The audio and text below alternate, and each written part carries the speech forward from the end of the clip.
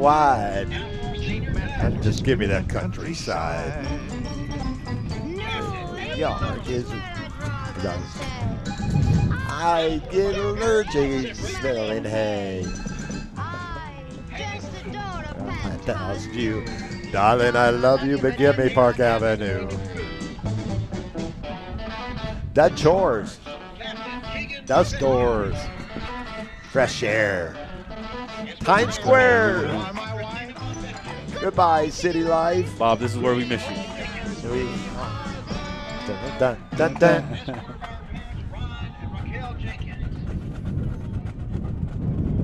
Your 2025 cheer and dance senior.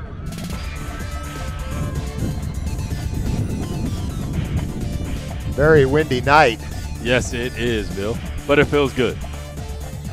Feels good. What's up, Bill?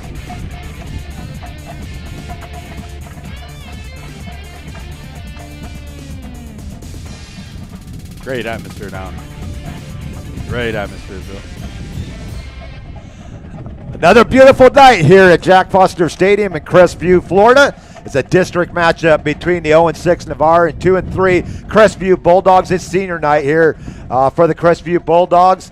Irish Bill and Marty flying solo. We're flying for the first time as a duo. Yeah, I love it. I'm going to miss Bob tonight. We are going to miss Bob. We got a lot of games going on in the area. Tonight we had 3 last night. Bozeman beat Destin 22-15. Milton beat Gulf Breeze 42-0. Mosley in a tight one, 42-36 over Niceville. Third loss at home for Niceville. That never happens.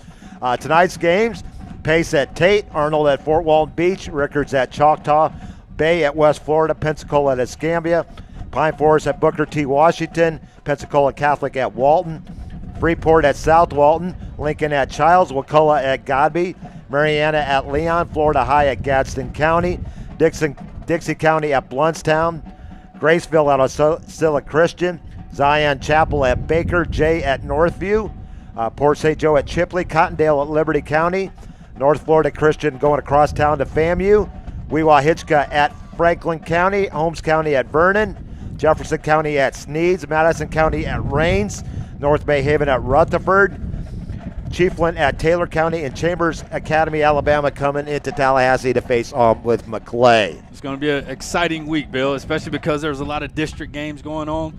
Just feeling the atmosphere out here tonight, Crestview versus Navar. This is what high school football is all about. This series is this is the 21st game in this series, and this is how this series has gone. Back in 2001, Navarre took out Crestview 28-21.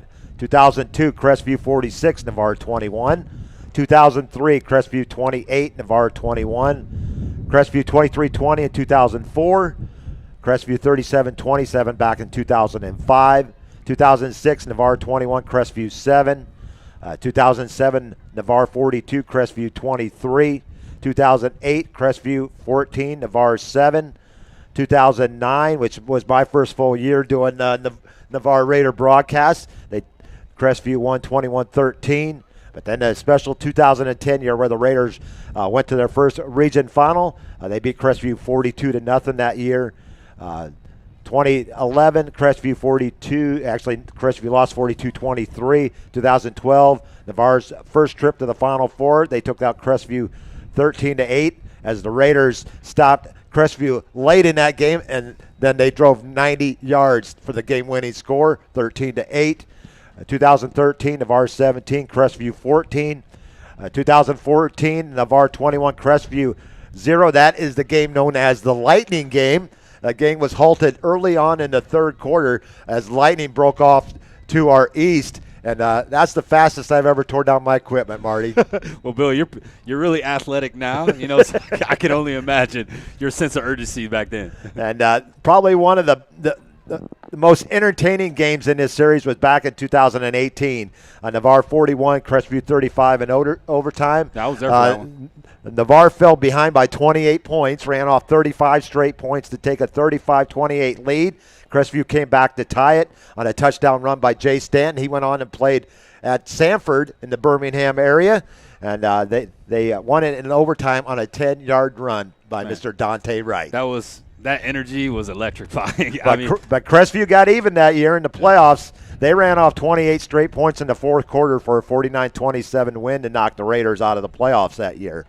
2019, this is the only game that I have missed in my 17-year broadcasting career at Navarre.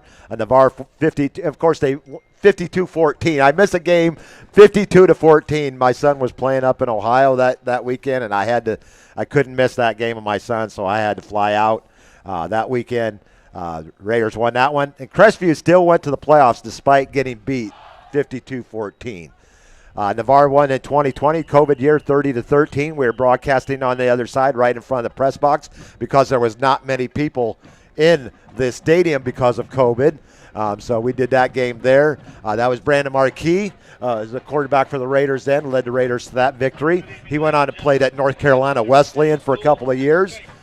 Then you got 21, Navarre 29, Crestview 22.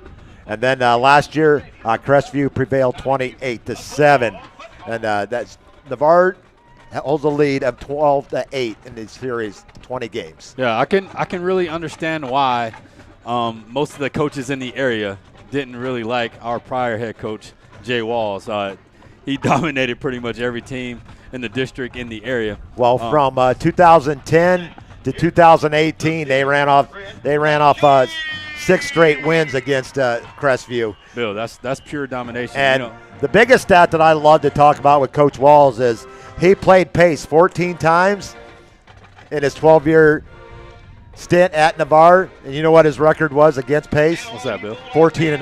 Oh, my God. I didn't know that. Pace never beat Navarre while Coach Walls was at the helm. That is incredible. In fact, he finished it with a combined record over Milton, Gulf Breeze, and Pace of 32 or 34-3 in his 12 years. He only lost 3 times to Santa Rosa County teams while he was the head coach. That's a stat that I think we take for granted just because we were so good. Now, given the situations that we had the last couple of seasons. He lost twice to Gulf Breeze and once to Milton. Yeah. That 18-13 game in Milton a couple of years ago. Yeah, Bill, that's hard to do. I don't know if people truly understand. It's hard to win one game, let alone dominate that many seasons. Well, that was one of his things that was on his checklist every year. And I think we're getting ready for the national anthem here shortly. No, that's Crestview. We're not. That's their alma mater, so we'll keep on talking here. No disrespect to Crestview. You're right. But that was one of his priorities every year was winning Santa Rosa County, and he won it all 12 years that he was there. Yeah, major goals that were accomplished, and that's one of the reasons why, I think the main reason why our community has such high expectations. When you win for so long, so consistently, it's hard to not want to do that every single year. Most definitely.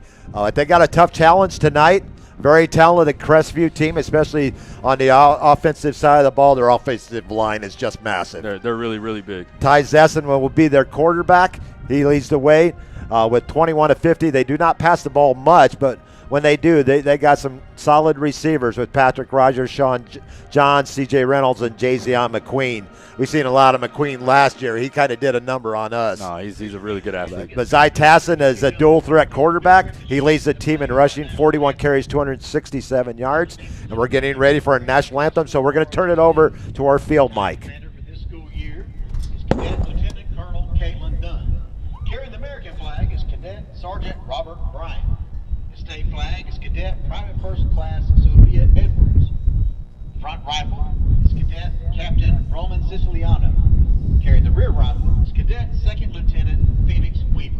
Our national anthem.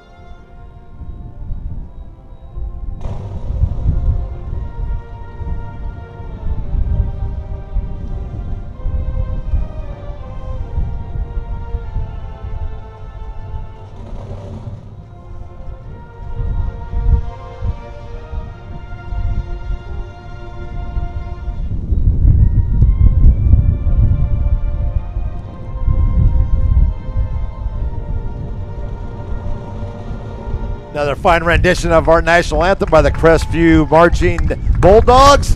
They stretch from the 20 to the 20. This is one massive band here, Marty. Really good looking band too. And you know I'm in favor of the red, black, and white, Bill. Oh. There's something about those colors that just get me excited. You're going to have to remind me why you like red, and white, and black. Well, you know, I'm a young man from Macon, Georgia. That's right. And I'm a big-time Georgia Bulldog fan. Can't lie, Bill. We got Debbie Broxton checking in. Debbie, you're going to get taken to the zoo tomorrow. Mizzou. Yeah. Miss Debbie, what's going on, man? But we got a game coming up here at the top of the hour. We're about 13 minutes from kickoff here. It's 6:47 on this windy Panhandle night here in Crestview. This is football on the north weather. side of Crestview, north of I-10.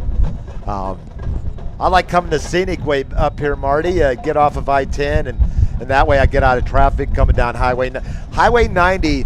The history of Florida used to be the road that went from the west to the east. That's how you got from the west to the east in the state of Florida, was on Highway 90 before they put in the interstate I-10. Yeah, that was a scenic route that we took today. Obviously, I like traveling around in our area. Any drive is really, really nice. But what was the comment you said to me is like when we were driving through Navarre? Oh, yeah, it's like a country scenic route. Yeah. You know, you get a good combination, a mix of everything that you can see, and I absolutely love that about our area. No, you said something like, you could tell you're from here, Bill. Oh, yeah, no. I said. So I know Bill, all the back roads around Navarre. So Bill was driving, and he always takes the shortest routes that I've never taken before. So today when I was riding with him, I said, Bill, it seems like you're from here. This is like your hometown, because he's so familiar with the back roads and the shortest routes is awesome. Yeah, it's I've been here since September 18th of 1991, and I got stationed down here as a young buck sergeant. Yeah, they don't even know that term anymore. Hey, Bill, so I know how much the area has grown since you've been here. How much has football grown since you've been here? Football was huge. I mean, Navarre didn't have a school when I got here in '91. So my wife and I are both big football fans. We love our sport. She's a University of Wisconsin alum.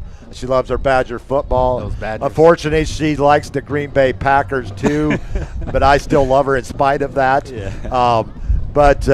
So when we got here, because we had University of Dayton when we were there at Wright Pat, or we could go over to Columbus and watch Ohio State games. So we had everything right there at our fingertips. We got down here, it's like, what are we going to do? So just so happens, Fort Walton Beach had a quarterback at that time named Danny Werfel. And his dad was a chaplain in the Air Force and was a chaplain in my squadron that I was assigned to. So we became a Fort Walton Beach fan. Fortunately, they went 15-0, won the state title. So we followed them all the way down to Gainesville. Now I knew right then, as we were traveling around watching Fort Walton Beach play, the areas that we would go over to Scambia, that was shortly after Emmett Smith was there in the 80s. Derek Brooks. Derek Brooks. I mean, the players that we've had come through, Graham Greneau, Cortland Finnegan, Lawrence Tynes, Super Bowl winner. Michael Carter now with the Arizona Cardinals, Jordan Jefferson with the San Francisco 49ers, the Thomas boys from Niceville, one's in Dallas, one's in New York now. The talent level of this area, I found out real quick that we were coming to a special place. Yeah, and I mean, you mentioning those names, it stands out a lot because there's only hundreds of athletes in the NFL. I don't know if people truly understand that, but when you consider the percentages and the opportunities that you truly have to make it to that level, to have as many athletes as he's had out here in Northwest Florida get to the highest level. Well, the young man that was taken 5th overall by the Eagles out of Pine Forest. The DB. The DB. Number 5 in the draft overall. So that just speaks of the levels right there. Yeah, no, you're so right, Bill. And that's just something when I communicate with local parents and local athletes, we shouldn't take for granted. Not only do you already have a spotlight on you because of the production that we've had out there here for high school footballs, but you also get to come in and add to the resume for Northwest Florida, and it's something that you can be proud of. Well, here's the records of the teams that Navarre has played for. Catholic 6-1, Milton 6-1, Choctaw 7-0, Mosley 6-1, and the team that we played last week, Tate 2 weeks. Tate 6-1. Yeah. That adds up really quickly to about a 28-4 overall record. So those that say that Navarre is down, they may be down a little bit, but they have played the toughest schedule in the Panhandle, and there's no question, it's no ifs, ands, but nobody comes close to what they have played in the first 6 weeks of the season. Yeah, I mean, the only game that we've had that wasn't competitive in the first half was the Choctaw game. Yeah. We've been in. Well, nobody's been competitive with Choctaw this year. Sure. So. But we've I mean, every other team you mentioned that was 6-1, we've had a competitive game in the first half, which means you had a really good game plan. You executed the plays that you wanted to, and we just probably didn't make well enough adjustments in the second half to improve and to get those wins to finish strong. So we're close. We got to be patient, not too patient. I know we want to win, but I think you're right. Considering the strength of schedule, Navarre is actually not having as bad a season as we feel like it is. Most definitely. And my good friend Coach Adams, who's coaching over at Toccoa Creek now, over in the Jacksonville area now, or around those parts, he posted on one of my posts yesterday, and he goes, Navarre has been a solid program for years. They may be down, but they're not going to be down for long. No, that's right. And he was a coach on this coaching staff for a while, and he's been through the thick and the thin. Yeah, I mean, we've communicated a lot in the last few weeks about how intelligent our fan base is. That's something you really can't sneak by them as a product. And they can see it. They're donating, they're giving time to our athletes and to this program because they're so talented, and we've consistently won over the last decade and a half. So we're going to get back to that. One of our former Raiders checking in, Kay Taylor. He was one heck of a defensive player. Kay Taylor was. He's one of the top tacklers in the history of Navarre. His dad, Coach Greg Taylor, was first 26 years of the program was a coach at Navarre, and I don't know how many different skill sets that he coached, but I think he coached pretty much all of them. But thanks for checking in tonight, Cade. I'd like to give a special shout out is to duct tape. Without duct tape, I don't know where I would be without. It's holding one of my cards together right now, Marty.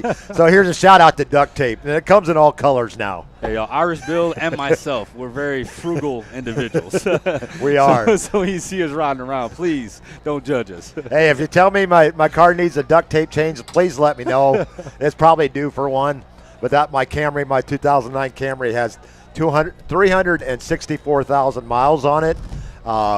The engine's still running good. The body, like all of us as we age, we kind of deteriorate a little bit. Yeah. But anyways, it's still running, and that's Brady's car.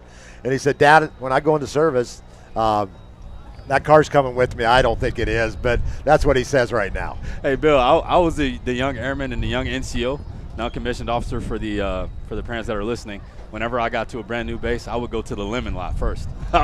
Why not? I was not concerned about buying a brand new vehicle. I was married. I didn't have to impress anybody. I already impressed the lady that I wanted to, so I didn't have to impress anybody else. Especially when you except her, me, and the man upstairs. That's right. So when you spend most of your time on the facility, on campus, on the base, whatever you want to call it, you're so close to your shop. Driving's not far, so it's very convenient just to have a A to B. And we continue that lifestyle as we left our journey in the military, and we're still doing the same thing now. I got our captains tonight for the Raiders. Number 3, Jordan Garner. Number 1, Marquez White. Number 6, Jacob Bishop. And the man, the myth, the legend, the man-child, number 90, Bryce Wheeler. 21 tackles. He was our Irish Bills Panhandle defensive player of the week last week, Marty, with 21 tackles, 15 solos, 6 assists, 3 tackles for loss, a sack, 6 quarterback hurries, and a partridge in a pear tree. Hey, Bryce has been so consistent this year. No matter what scheme he's playing against, every team has tried to double team him, and sometimes they'll try to triple team him, especially with chipping him with tight ends and running backs in the backfield. But it has not stopped him from making every single play that he wanted to make. But most of all, I like the Raiders wearing the white jerseys because I can see the numbers. Yeah, no, this color combination is very, very nice. Aesthetically pleasing, if you will. Maroon pants, white jerseys, maroon numbers, black helmets with the Raider on the side. Crestview comes out in their black uniforms tonight with red and numbers outlined in white, I believe. Are they going to be all red and make it hard for me to see? Honestly, right now, looking at them, that color scheme kind of reminds me of the San Francisco 49ers. Yes, it does, now that you bring it up. Yeah. So, but those numbers are very visible, so they're kind of a fluorescent red. Yeah, I try to mention the Georgia Bulldogs as much as I possibly can. So, with the color scheme, I want it to look more like Georgia. But y'all, it looks like the Niners George tonight. Schwartz checking in, says go Raiders. That's GEAUX Raiders. Bob Grant checking in. Seminole Bob checking in from Oxford, Mississippi. He's over for the Ole Miss game against Washington State this weekend. Hope you guys have a great time Bob, over there. we miss you, sir. You know what? As I always tell you, Ole Miss is where Miss Americas go to redshirt. That's what I've heard. The campus, the young ladies over there are just gorgeous. I personally can't confirm nor deny. I can't either because I've never been there. But since I trust and believe in you, Bill, I'll take it as the gospel. Well, I got that from my here we go. Welcome to Bennett C. Russell Stadium for an Irish Bowl Sports broadcast of Navarre Raider football. Here's your host and the voice of Raider Nation, Irish Bill. And here come the Raiders. Boom, boom, boom, boom. And the Raiders sporting, like I said, they're black pants, are they not, Marty? Yes. They're wearing their black pants with white jerseys with black numbers, it looks like, unless those are maroon. And here comes the home team, Crestview Bulldogs, 2-3 on the year with a big win over Pine Forest last week, 33-8. Our sponsors, we want to thank them, the Navarre Raider Quarterback Club, Express Employment, Culver's, Buffalo Wild Wings University Lending Group, Hustle Hard USA, and our good friends over at Navarre Fitness. Hey, Bob, Bill, before we go any further, I know we shouted out Bob, but I want to make sure we shout out Raider Riley. Raider Riley has some online classes now that he's a junior. Yep. He's taking some college-level classes now, so our young man's growing up, Marty. Riley, we miss you too, buddy. We tell this story all the time. When Riley started with his freshman year, he was 6 foot. His sophomore year, he came back, he was 6'5". So when he walked in, I was like, who's this young man? Why is he not on the football field? Yeah, why he's not playing basketball. Yeah. But thank you, Riley. We appreciate all that you do for us. And we're just seconds away from kickoff here at Jack Foster Stadium. Navarre and Crestview, a district matchup, a big district game for both teams. Navarre will receive the opening kickoff. They'll be coming from right to left on your video screen, your TV screen, or wherever you're watching. And Crestview will be coming out of when I'm on the road, my directions are sometimes, I think, the east and west. Yes. Yep. I believe. So they'll be coming out of the west, Navarre out of the east. I may be wrong. I believe you're right, Bill. I may be crazy. I believe you're right. Both of those things, I'm right. I can always take out the compass from my phone, but I don't want to cheat, you know. Back deep for the Raiders, only one man back deep, and that's number 11, Brody Powers. And they're going to switch it up. Trey Hardman usually does the kickoff. He's one of Brady's one-on-one kickers. Well, in that case, he's probably got a big leg. Let's see what direction they go. It's a straight kick. It's going to be coming down at the 9-yard line.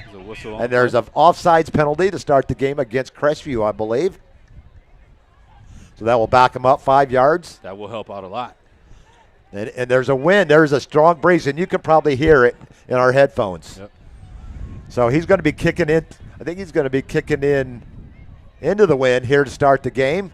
So the kickoffs won't go as far as they normally would. The Raiders going to switch up their return. They're going to move Marquez White back to the 15, 20-yard line. And then Brody Powers back deep. Yeah. So you got one speedster up front, and then you got one speedster in case Hardeman gets a hold of one. Yeah, so the advantage of this situation right here, the kickoff team just ran down the field one time. We got to see what they were doing. So hopefully we can make adjustments and take advantage of this opportunity. And don't be surprised if they change their kick up, and I think that one's going to go out of bounds. And the Raiders are going to get the ball at the 39 because if it lands in front of the 35, it's the spot of where the ball goes out of bounds. If it lands on the 35 or behind and goes out of bounds, you have a choice. You can make them kick it over from the 35, or you can get it at your own 35. And the Raiders are going to take it where the ball went out of bounds. Looking like the 40-yard line, Bill. So we're starting out with great field position. And you can tell that wind's playing havoc already, Marty. It is. It is. So the Raiders coming out in their white jerseys, black pants, maroon numbers, black helmet. I'm digging these Crestview, these uniforms. I like them. Oh, they're nice. Very bright. We got Roman Marshall back in the starting quarterback position. Curtis Sanders right next to him in the backfield in the shotgun. Single receiver. White goes in motion from left to right. 1st and 10 Raiders from their 44. The handoff to Curtis Sanders to the outside. He gets a couple of yards. out to about the 45-yard line. Got to give them about 2 yards. They'll bring up 2nd and 8. You are absolutely right about the jerseys, man. It look nice out there. The field's in really good condition. Should be a great game tonight. 11:31 on the clock here in the opening quarter. Actually, they're going to give him 1, so make it 2nd and 9 for the Raiders from their 45. It's going to be handoff to Sanders off right tackle. He's going to get a yard or 2 out to the 46 and bring up 3rd and 8. We mentioned it earlier. Crestview has incredible size on the inside. So their trenches, the D-line and the O-line is massive. In order to get any nice runs tonight, we're going to have to get some good push up front. So hopefully that offensive line, the big bubbas, will take care of their job tonight. Marquez White, the lone receiver, out to the far side. Sanders in the backfield to the right of Marshall. Sanders going to get the handoff. He's going to try to cut back. He only gets a couple of yards out to the 48. Give him 2 more yards. It'll be 4th and 6 for the Raiders, and we'll see Jacob Bishop for the first time on the night.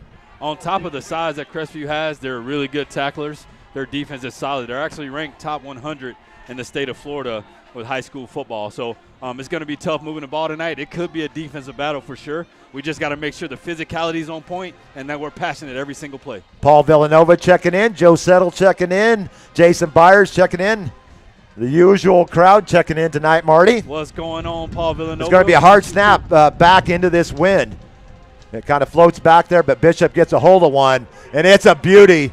And it's going to go out inside the 5-yard line. See where they're going to spot it. He's still walking. That was inside the 10, Marty. That was kind of a bad spot. Well, hey, look, Jacob Bishop, he continues to prove you right, Bill. You talked about him being a Division I level punter. That young man has a leg of steel. And since that's inside the 20, he gets a yellow mark on that 42-yard punt. And Crestview's going to start back deep in their own end, 1st and 10 from their own 10-yard line. How about that kick? You know, him to get it not only deep like that, but also to have that knuckleball as soon as it hit the ground, go straight out of bounds. This young man can punt that football. 10:03 on the clock, no score. Navarre 3 and out on their first possession. Crestview 1st and 10 from their own 10-yard line with 10:03 on the clock here at Jack Foster Stadium. Zai Tesson and a nice pursuit on the outside. Brady Thiessen on the tackle. It's going to be a gain out to the 12. Give him 2 yards on the carry by Manuel Robinson. Gain of 2, 2nd and 8 for Crestview. The thing I like about the scheme that we came out in is we got 8 in the box. Real tight. The free safety's not deep at all. Well, especially with this wind blowing out of the east, they're going to have a hard time throwing the ball going this direction, Marty. Yeah, it's going to be tough sledding.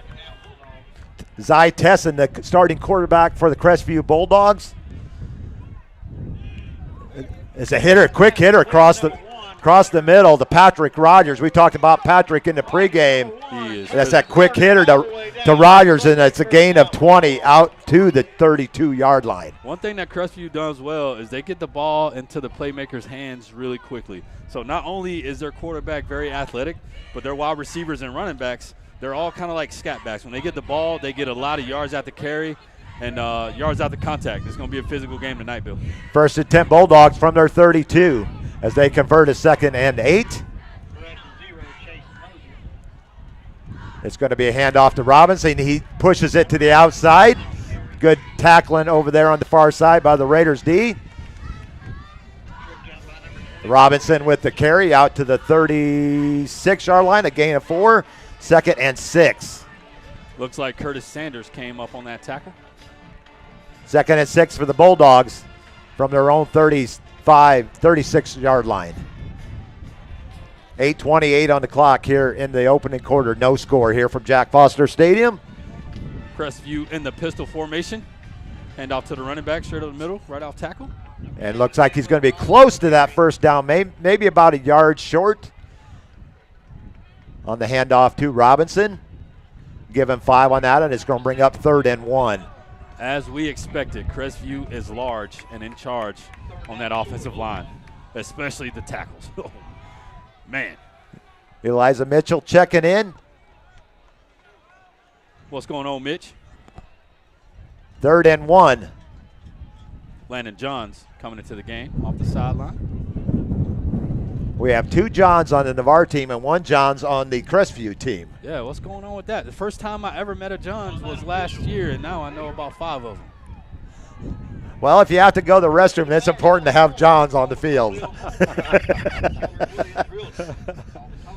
They are going to do a measure. They actually moved that ball up, Marty. It's going to be close to that first down marker. Yeah, it's about a yard. No, about a foot, actually.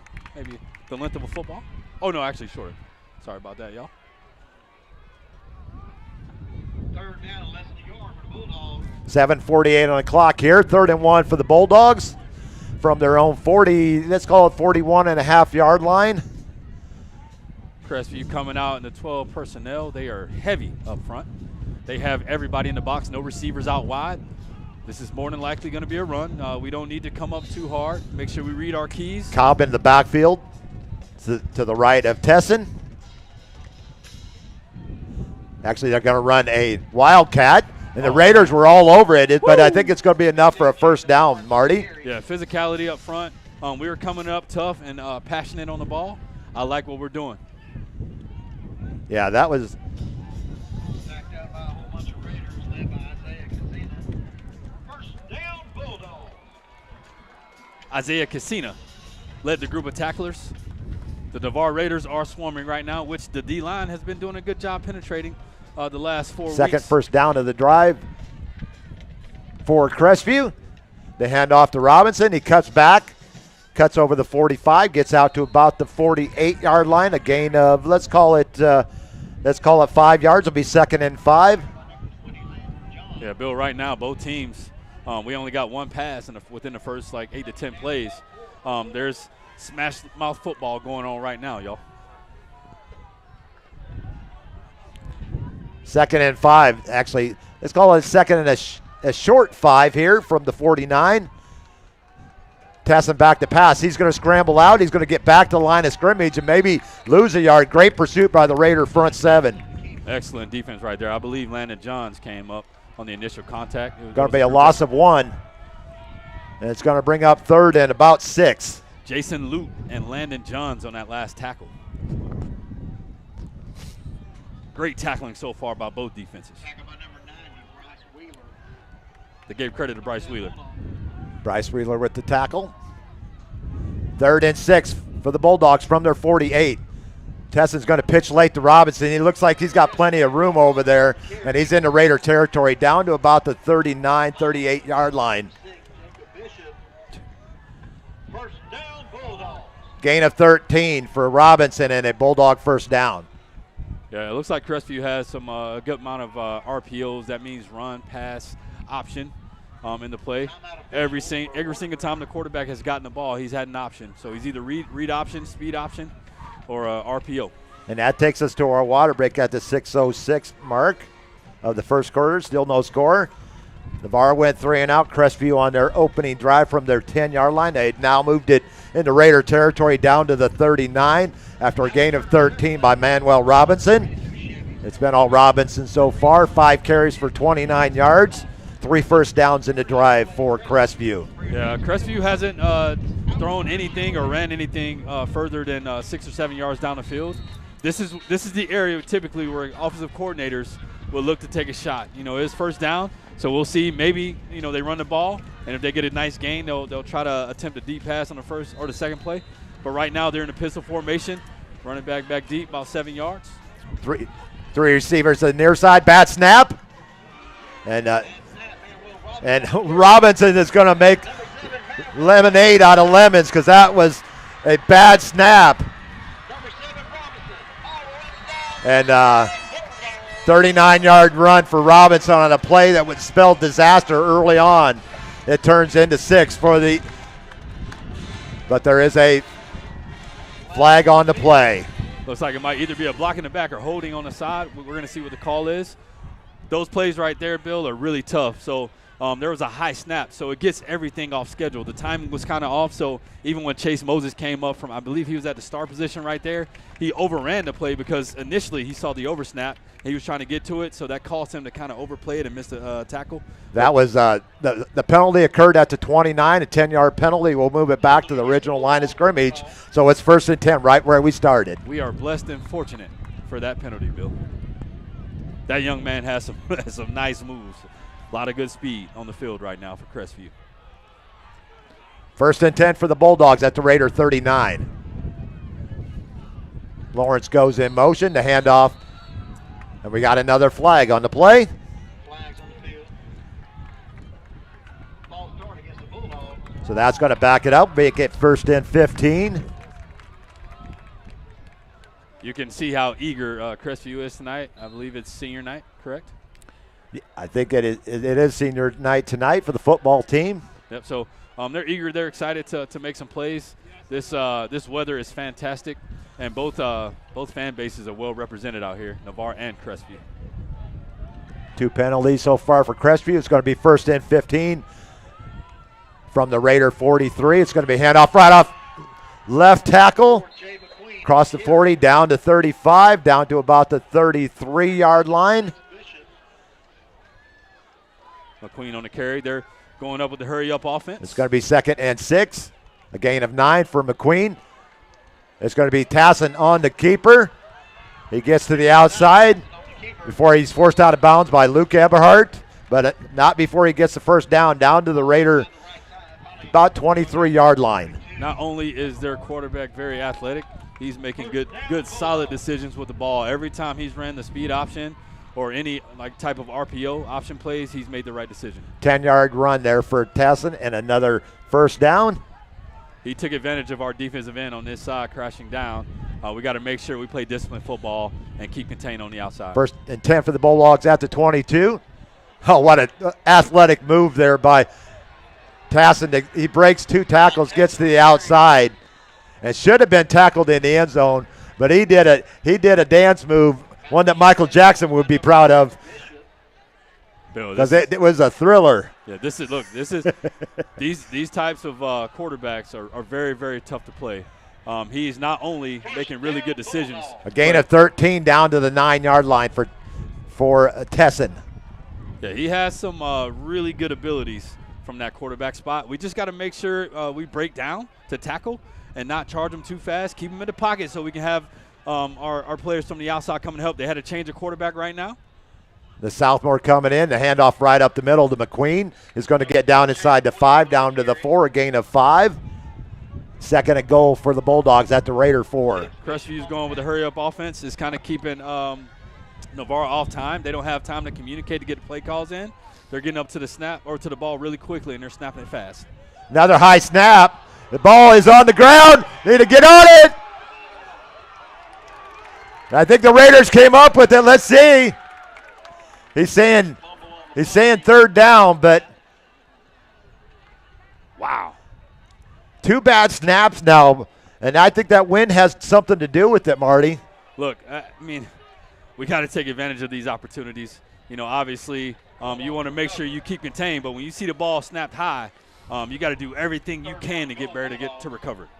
That was a loss of 8 on the bad snap. 3rd and goal from the 13. 4:12 on the clock here in the opening quarter. No score. Tessin back in at quarterback for the Bulldogs. Robinson. That's going to be offsides. A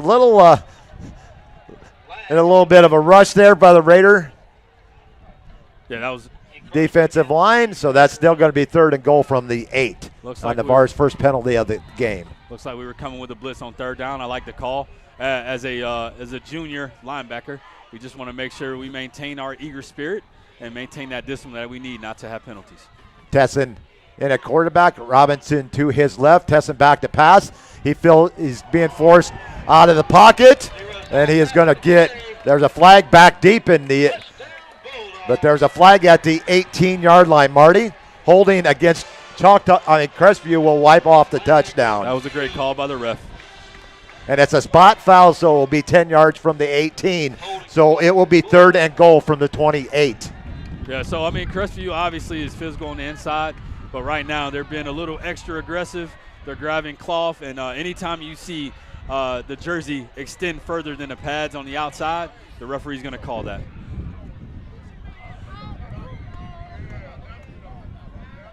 But the energy is extremely high right now on both sides of the ball. They're going to move it back to the 19. So it's going to be 3rd and goal from the 19.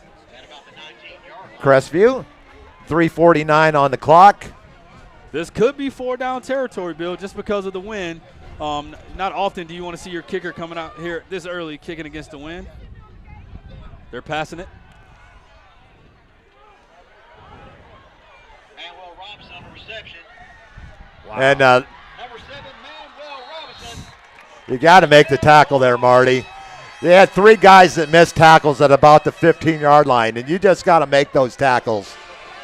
Yeah, so, when you got 3rd and long like that, especially with the situation happening right now, it being windy out here, the offensive coordinator made a really, really good call. He called a screen pass, and we had nobody in the area to make the tackle.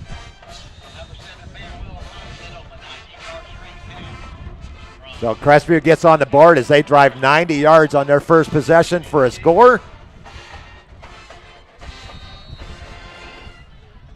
Extra point is no good. 19-yard pass play. So, Bill, when we talk about situational football on 3rd down and 3rd and long, especially with it being windy in the direction that the team is going in, they're probably not going to want to kick a long field goal. So you want to think about, those situations and how we should attack. Would have wanted to come out more of like in a spy situation on defense, having one of the safeties or the stars or linebackers just watching, the movement of the offensive line. Normally, when the O-line allows the defensive line just to penetrate like that and they're not engaged with you, that means that somebody's coming out on the screen. We got to be smart enough on the D-line to understand when that's coming and to attack it. Jason Byers checking. It says 3 players there. They got to use the sideline as a 4th defender, push him out of bounds. Absolutely, Coach Byers. Thanks for the observation there, Jason.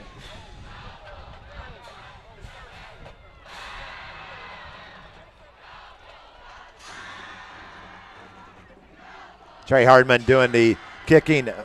Hardman is doing the kicking for Crestview. He is a one-on-one kicking trainee.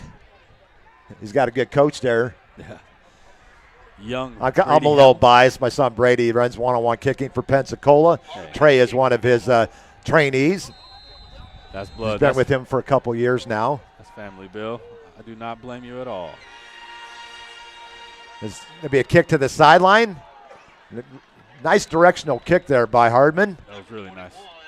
Warner on the return for the Raiders. Noah Warner on With the the return. About a 6-yard return for Noah. He did a good job of securing the ball. Sometimes when you get footballs kicked into the wind coming towards you, they can be a little bit wobbly, hard to receive. Noah has really good hands, did a good job securing it, and getting as many yards as he possibly could on that return. Noah, very good special teams player for the Raiders. 1st and 10 Raiders from their, looks like their 30-yard line. Coming in tight here. 12 personnel on the field. White, a couple of backs in the backfield. It's going to be White. It's going to be brought back in the backfield by Dakota Jones. That was a tough tackle. I believe the young man rolled on Marquez's ankle. Hopefully he's okay right now. It's going to be a loss of 3, bring up 2nd and 13. As they spot the ball at the 27-yard line. It's going to be difficult to run sideline to sideline on Crestview, Bill. They got some really fast safeties and linebackers. 6-0 Crestview here in the first quarter with 3 minutes to go. I do like the physicality that Navarre's come out with tonight. I don't believe we passed the ball yet. So they want to establish that ground game. Here we go, passing Roman. Outside to Marquez. Oh, interception. Nice play by the Crestview defender as he hit him right as the ball got there, and the ball pops up, and it's intercepted. So Crestview is going to have great field position here inside the 30-yard line of Navarre. Man, that That was a tough situation because I thought it was a really good play call. Try to get the ball out quick to the outside like Roman likes to do to Marquez White. Unfortunately, the corner broke on the ball, and he got there at the same time that Marquez did, kind of broke it up a little bit, and came up with the interception. So 1st and 10 Bulldogs at the Raider 26, 2:43 on the clock here in the first, 6-0 Crestview. Crestview in the pistol. Got 2 A out handoff wide. 2. Great tackle by Brady Thiessen. Jazion McQueen down to the 25-yard line. He's going to bring up 1. They call him Jay, so I'm going to call him Jay as well. You can call me Jay. You can call me Javion. It's going to be a gain of 1. 2nd and 9, Crestview. Crestview is really solid at the skill positions. Most of the athletes that they have at their skill positions are very, very twitched up, which means they have quick feet and they're explosive sideline to sideline. They're going to bunch 3 receivers, and it's Tesson on the keeper. And there's going to be another holding call here on the outside, Marty. Yeah, Crestview is being very aggressive. It's a good thing that the referees are seeing it, and it's obvious. You can see it from up here that the jerseys are coming away from the athletes' bodies on defense. Crestview can be aggressive. You just got to tone it down a little bit with holding on to the jerseys.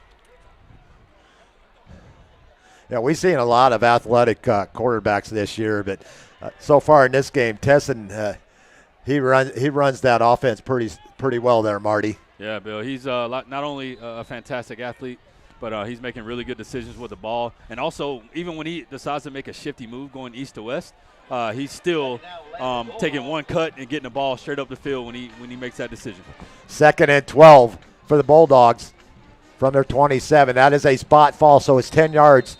And we got another flag on the play from the back judge. 8 seconds on the play clock. Not really sure what happened. Maybe, And, I think the center. Maybe he moved the ball. Moved the ball a little bit. Yep, false start on the center. Good call there by the back judge. That's going to be a 5-yard penalty. They'll bring up 2nd and 17. So right now we've been very, very fortunate that Crestview has gotten some penalties. 5 penalties so far. We have to take advantage of this. For 40 yards. Navarre with 1 for 5. 2nd and 17 for the Bulldogs from their 32. 1:32 on the clock here in the first. 6-0 Crestview. It's going to be Tesson to the outside. Good pursuit over there by Zeke Burgess. Yes, sir. Forces him out of bounds. Great tackle. Pushed out of bounds by number 4, Burgess. Great tackle. So with athletic quarterbacks, you want to make sure you do a good job of kind of corralling, keeping them in the pocket. Once they do break on the outside of the hash marks, you want everybody to corral. So stay in your lanes. Zeke did a great job staying outside, protecting the outside, forcing the quarterback to move back inside and taking them out of bounds. You've got Lute, Lee, Cassina, and Bryce Wheeler up front for the Raiders on the defensive line. 3rd and 15 for the Bulldogs from their 31. The Raider 31. Tesson back to pass it. He's going to go down on the sack, and I think we may have a face mask penalty here, Marty. Oh, man. That was Braden Thiessen with the sack, but I think he got a little bit of that plastic up front. We're going to see. Hopefully not. 41, Braden Thiessen. You were right, Bill. So that's going to be marked off 15-yarder. That may be enough for the first down, but in high school, it's not an automatic first down. If it was 16 yards and it's a 15-yard penalty, it would then be 3rd and 1. But I think it's going to be close. 3rd and 5. Yeah, 3rd and 5. 15-yard penalty against Navarre. He got a little bit of that face mask. 3rd down and 5, Bulldogs. So that shortens it to 3rd and 5. Great pursuit, but just got a little handsy up in the face. Tesson with the late pitch, and he's going to be short of the first down. Nice pursuit over there by Zeke Burgess. Crestview's doing a really good job of running the read option and the speed option. That was Robinson, gains 1. It's going to be 4th and 4. See if the Raider defense can stand tall here after the turnover. Hey, Bill, it's really tough to make those pitches in the option game and windy games as well. you could tell that Crestview is well prepared for the offense that they want to. And that's going to be the last play of the first. That went by rather quickly, Yeah. Marty. No, At the end of one, here on IrishBillSports.com and Irish Bill Sports Live, 944 on YouTube. Your score after one, Crestview 6, Navarre nothing. We'll be right back after this word from our sponsors. Great teams have great support. The Navar Raiders have one of the best support organizations, the Navar Raider Quarterback Club. All the members see to it that the Raiders have all available necessities to keep the Raiders on track. Well, they're seeing to it that they are properly fed, have good transportation, and making sure that all Raider fans can hear all the exciting Navar Raider football action. The Navar Raider Quarterback Club is there to make it happen. Thanks, Navar Raider Quarterback Club, for your support of your winning Navar Raiders on IrishBillSports.com. A strong work ethic takes pride in a job well done. This is the kind of person you need. Express Employment Professionals can help because we understand what it takes to hire the right person. It takes real people, real interviews. We find good people, matching the right skills with the right jobs from the production floor to the front office. Express knows jobs. Get to know Express. Go to expresspros.com to find a location near you.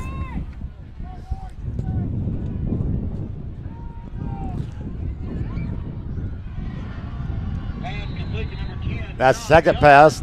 Third pass completed. In fact, he's completed all three of them. And that one goes to number 10, Sean Johns.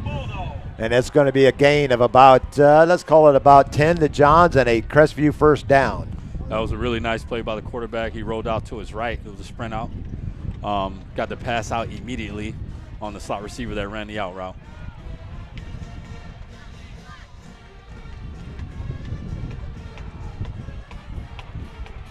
They're going to run wide. McQueen with the carry and into the end zone. From 9 yards out. And Crestview stretches their lead out to 12. The physicality of that Crestview offensive line is off the charts early.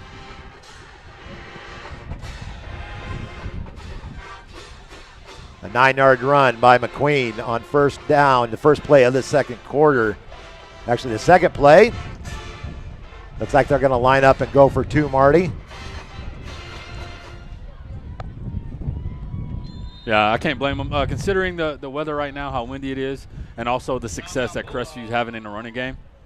Right now, they're just playing man-on-man, smash-mouth football with some incredible athletes carrying the ball. 9-yard run by McQueen gets the Bulldogs back on the board.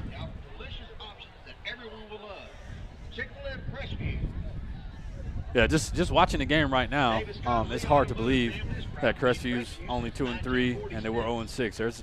There's some really good athletes on the field, and the game has been somewhat competitive so far, but we definitely got to do a better job of stopping these sustained drives. Luann Causey checking in, Stretch checking in, David Haley, Camden Oliver checking in tonight. Glad that you are able to tune in tonight on this windy, cool fall night here in the Panhandle of Florida. The Bulldogs going for two. Try to get that point back that they didn't get on the first kick. Their trips right, shotgun. Running backs right beside the quarterback. Sprint out right again. Tesson's going to roll out. Run pass option. And the pass, I believe, is might be intercepted. Intercepted, so it's no good. Score will remain 12-0. No good.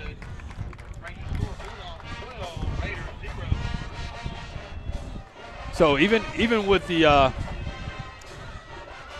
assignment mistakes that we've had on defense so far, to only be down 12-0 right now, Bill, could be a true blessing. I mean, it's still early in the game, but we still have a lot of time left. Hopefully we can get a sustained drive right here and get some points on the board. Right now the current yardage is 121-1. 1 yard of offense here in the game so far for Navar. Yeah, we knew that Crestview front seven was going to be tough to deal with, but we have to figure out a way to get some key double teams and some openings for our running backs, and also give Roman some time to get some good passes out. Our good friend Jennifer Watson checking in tonight, said thankful for your broadcast, Bill. I'm still working in the office at school, but never want to miss my Raiders play. So thanks for checking in, Jennifer. That's some really good feedback for us, Jennifer. Thank you so much. That's why we all come to love the legendary Irish Bill. Oh, shucks. Hey, man. Just calling it how I see it, brother. Gotta be real, man. 12-0 Crestview, a district matchup here tonight.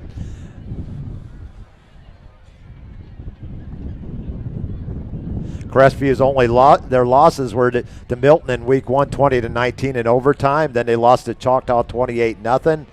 And then they came back and beat Crestview after being down 28-7. They came back and won on the road 32-28. Then they got beat by Pace 34-8. And then Crestview last week 33-8 over Pine Forest.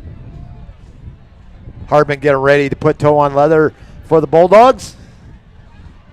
With this win, he should be able to. The onside kick. Onside kick is recovered by the Dogs. Oh, my goodness. Number 15, Jason Lawrence. Man. Onside kick recovered by Crestview. Bill, I only want to stay positive right now, but the energy is just not there.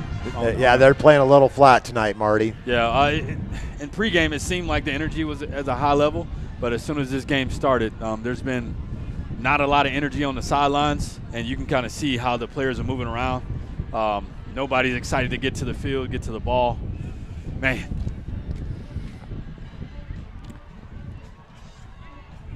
And great call by the Crestview Bulldogs. The Raiders had no idea that Crestview was going to try an onside kick there. So 1st and 10 for the Bulldogs at the Raider 46 as they recover the onside kick from Hardman. Tesson back to pass. And he's has not had one hit the turf yet. He's 4 for 4 on the night. He's got some nice zip on his passes. And also, he's throwing some tight spirals, which is necessary when you have these windy conditions in a game. The Crestview quarterback is a legit dual threat. That was number 3 over there with the catch, C.J. Reynolds. It's a gain of 8 to Reynolds. Got trips left. Crestview is in a pistol formation. Run straight off tackle, up the middle. And that is Shasan Cobb. Chasan Cobb with the first down carry down to the Raider 29. They're going quick. A gain of 9 for Cobb and a first down Crestview, their 7th first down of the game. Right now the contain on the outside has not been good yet, but we got to ensure, especially when the quarterback keeps the ball and the running back when he goes outside, that we have contained. Our defensive ends got to be more disciplined, and the corners got to come up, get off blocks, and make tackles as well. 1st and 10 Bulldogs at the Raider 24-yard line.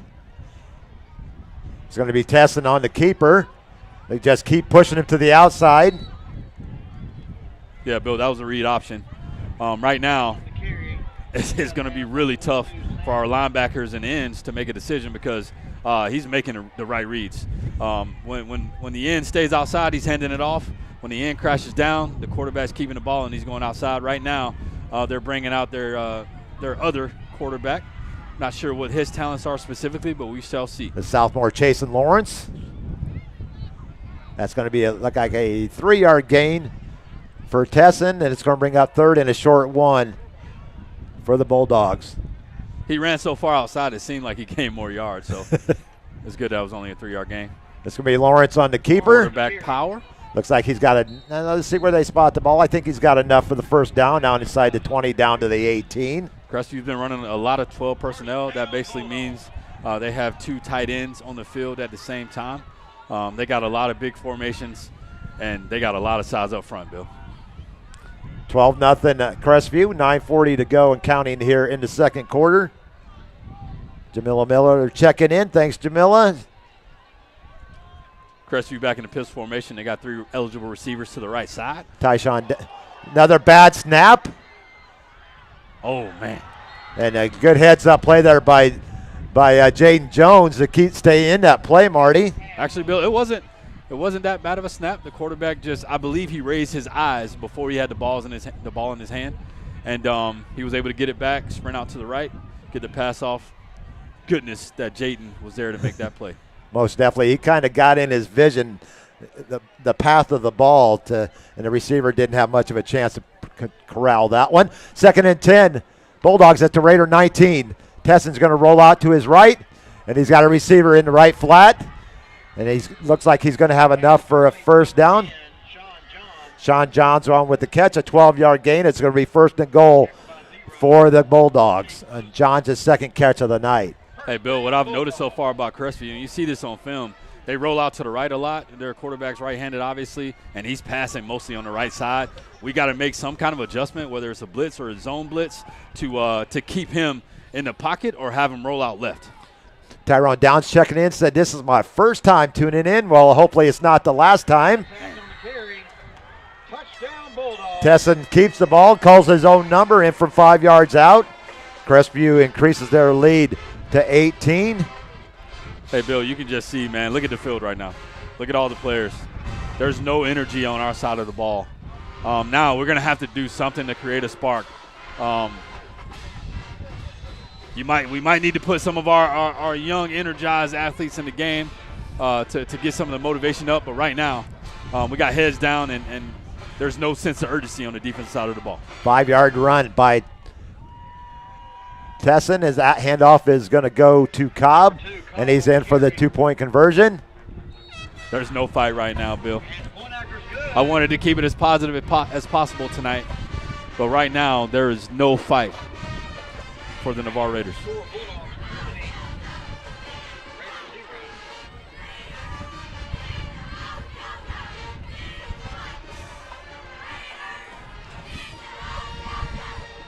Unprecedented times, like you mentioned in your post.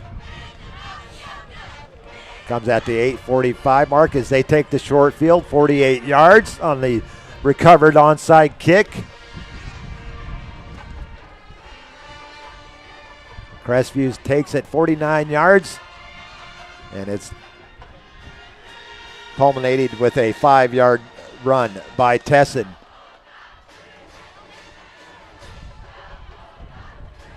Not inspiring football to watch from our Navarre Raiders right now.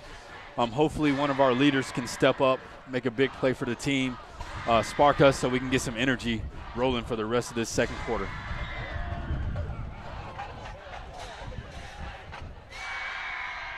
.8:45 on the clock here in the second quarter, 20-0. Crestview on top.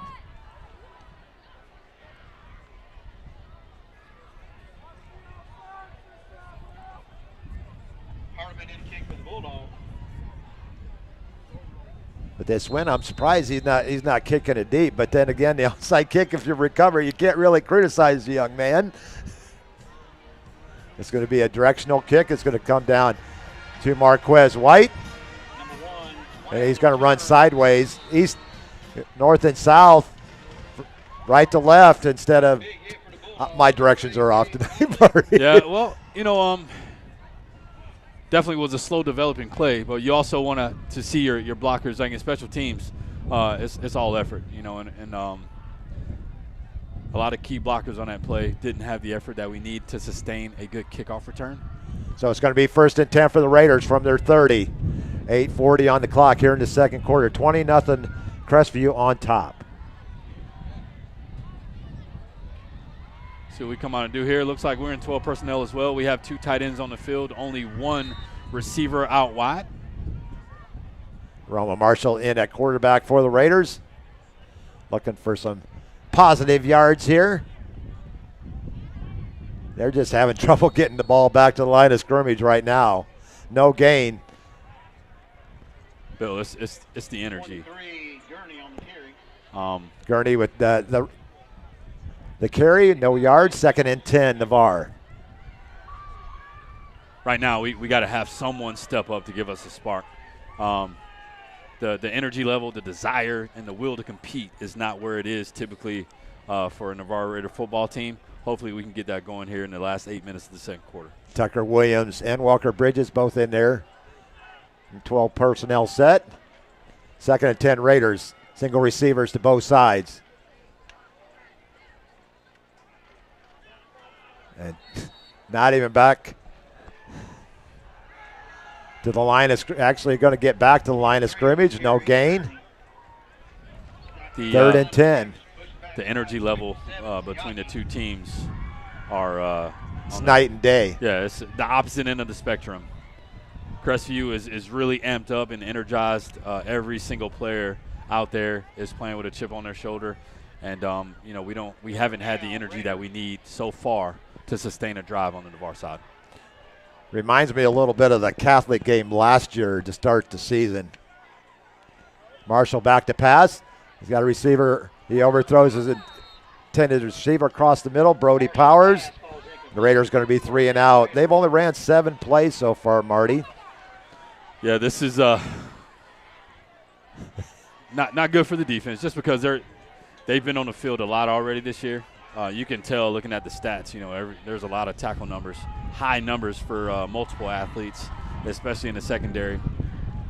We got to sustain a drive so we can keep the defense off the field and build some confidence. Hopefully, we can get somebody in there to make a spark, like I said before. With that wind, he's got to watch his snap here. It's a good snap back. And Bishop gets one off into this wind. And it's going to be recovered, but it's only going to be because he's kicking into a pretty strong gust from the east. Really strong wind. And it's going to go out at the Raider 43-yard line, a 13-yard punt.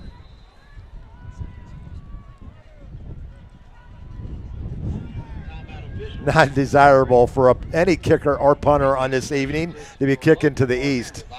Guys, tough sledding even for Jacob Bishop, with the massive leg that he has. Robert Heist checking in. Definition of insanity. He is doing the same thing over and over and expecting a different. I agree with you 100%. We tell that to our kids as we're growing up. They're growing up. Yeah, that's one thing we mentioned about our fan base. There's a lot of intellectual football fans that you can't sneak a lot by, and people know what they're seeing and they're calling what they see. Yeah. So 1st and 10 Bulldogs as they start in Raider territory for the second straight possession. Crestview coming back out in that pistol formation. That means the quarterback is about 3 or 4 yards right behind the center, and the running back is lined up directly behind him, 1 or 2 yards. Tesson back to pass. He's feeling pressure. And he's just going to throw it away. It'll be 2nd and 10. Good pursuit over there. I believe that was Landon Johns. You can see the number here. Yep, that was Landon with the pursuit. Only the 2nd incomplete pass of the night for Tesson. Young Landon has a motor. He's a ball hawk like we've seen in most of our games. He was our special teams player of the week a couple weeks ago. Yes. Had a touchdown on a fumble return. They're doing good. So we got to stop that Crestview quarterback from rolling out to his right making passes. That's literally, I believe, the only side of the ball that he's making throws to. Nice. Defensive line gets some pursuit there. There we go. It's going to be about a 2 or 3. Give him 2 yards on the Robinson on the carry. 2 yards, 3rd and 8. Casino on the tackle. Casino on the tackle along with Bryce Wheeler.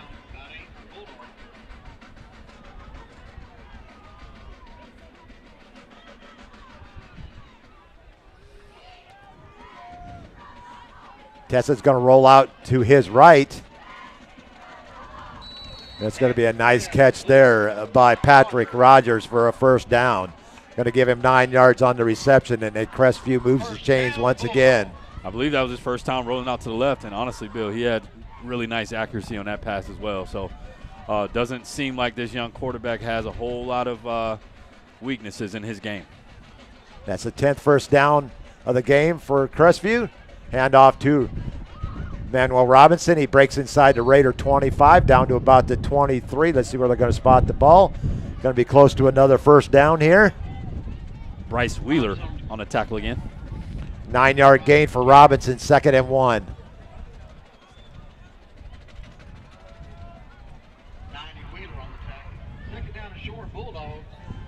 Here comes one of those balloons. He's going from the 30 to 20. He's going to score. Hey, it's on a straight line, too. Yeah, it is. He's blowing right out of here. Crestview back in the pistol. Wide open here on the far side. Breaks one tackle. Doesn't get by the second one. Tackle by number 6, Bishop. 24 down to the, that was number 3 over there again, Reynolds. From the 23 down to the 15, a gain of 8. Crestview going no huddle quick game, back in the pistol. Number 7, Robinson on the carry. Manuel Robinson on the carry. Braden Thiessen on the tackle. 41, Beeson on the tackle. Gain of 1 for Robinson. Second and 9 from the Raider, let's call it the 14-yard line. 4:41 on the clock. Second down short. Here in the second quarter, 20-0 Crestview. Hey, Bill, they brought in an extra lineman to play tight end. He's just as big as the left tackle. Crestview is massive. Tesson on the keeper. He's going to break one tackle and get in the end zone from 13 yards out. Hey, Bill, there's zero fight in our team right now. What adjustments would you make as a coach, young Bill? Let me think on that one for a second, Marty. Yep. That score comes at the 4:23 mark. 13-yard run by Crestview's going Tesson. for 2. Crestview's going for 2 again.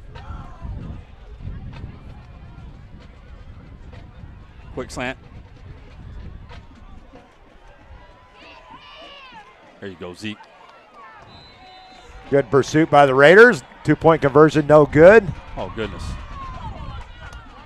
Just has a hard tackle by the Raiders. Great, nothing wrong with the tackle. Crestview had a little, we're a little butt hurt right there, I guess. Yeah, Zeke Burgess on the tackle. Bryce Wheeler was mixing up. Had a couple of Crestview athletes talking a little bit. Coach Bagley seems very frustrated on the sideline right now, communicating with the special teams. Crestview has absolutely dominated from the first whistle until now.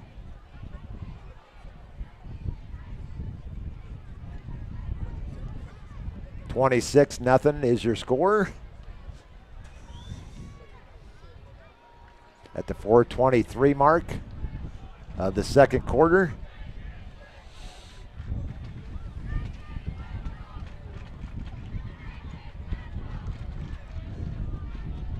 It feels like there's no belief on our sideline tonight, Bill. It's like we're just going through the motions on most of these plays. Tennessee Shanky says, play one of those coaches' speeches at halftime. I beat the on the Bill King show. Yeah. Are you talking about Rush Probst? I mean, that would be a good one, wouldn't it? Yeah. But I don't think we can air that on high school football here on a Friday night. You know, Rush Probst coached in Georgia for a while and Alabama. That kick is deep. It goes into the end zone for a touchback, so the Raiders will start out from their 20. That young man has a leg. And a 30-mile-an-hour gust behind him. I know he's kicking into the wind, but when he put boot on leather, you could hear it up here in the stands. Trey Hardman with the touchback there for Crestview. You're doing a great job, Brady Hamill.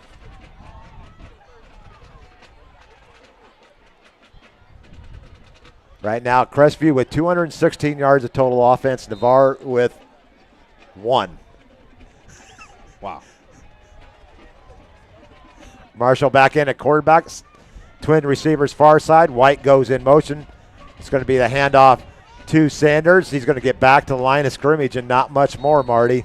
Yeah, there's not a lot of push up front, Bill. On the carry. That was actually Curtis Sanders on the carry, gain of 2. That's one thing that we can't lack is aggressiveness. Izell Burton on the tackle there for Crestview. 2nd and 8, Navarre on their longest play from scrimmage. Got trips left. Curtis Sanders in the backfield. Marshall going to roll out. Marquez White. Going to try to get back to the line of scrimmage.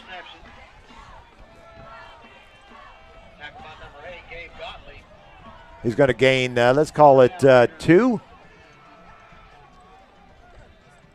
It is not pretty up front for the Navarre Raiders. So it's going to be 3rd and a long 6 for the Raiders. Roman back in the shotgun, got Curtis Sanders off to his right side. And they're going to draw the Crestview defense offside, so that'll be 3rd and 2 coming up. Roman does a really good job with that play. It's called a no play. Whenever the quarterback comes up, claps his hands. If the D-line jumps offside, obviously you get the penalty and you can run another play. If they don't jump, quarterback typically looks to the side of the sideline to get the next play call. 2nd and 1 for the Raiders.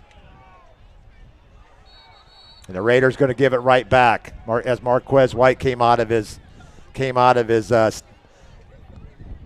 stance there. That time it worked against us. So we just gave him the 5 yards back.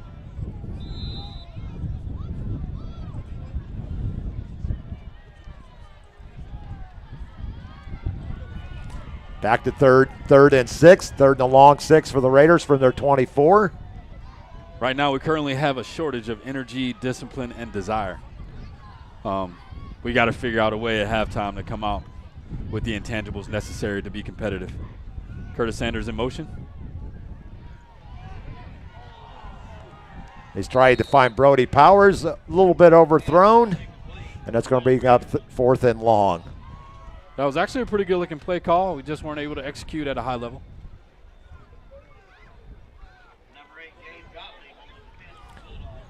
It's tough to throw the ball into the wind as well as a quarterback. But Roman, he has a really nice power. He throws a nice ball.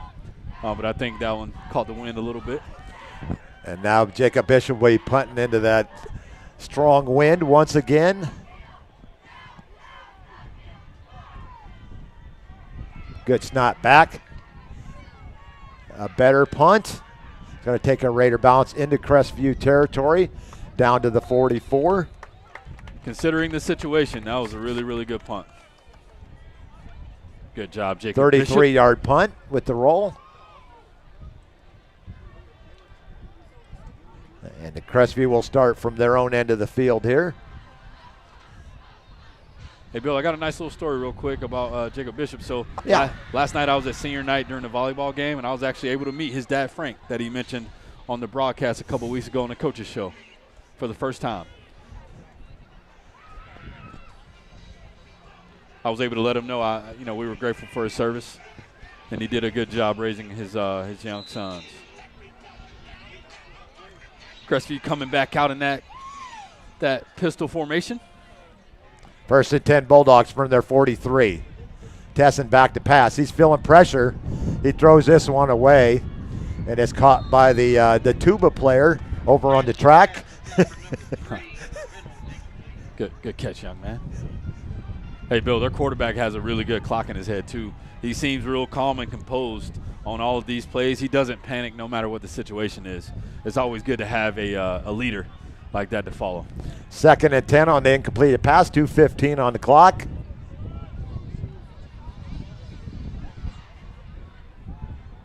Crestview with 2 wide twins tight to the side of the field. Tesson's going to tuck that ball in and run. What a heads-up play. Wow. He just flicked it about 8 yards to his receiver, and it's going to be enough for a first down. This young man has a lot of tools. And John's coming up.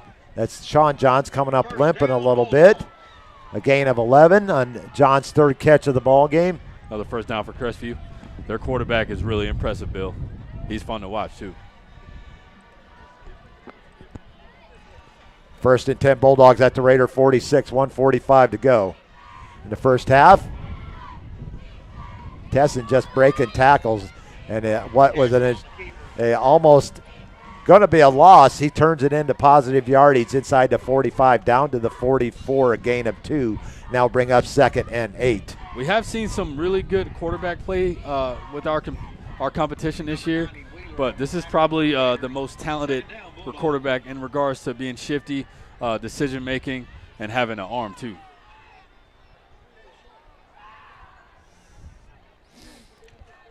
2nd and 8 for the Bulldogs. Tesson feeling pressure once again. He breaks one tackle. He's hard to bring down, too. He's got to get down to the 37-yard line. After a gain of 7, it's going to bring up 3rd and short for the Bulldogs.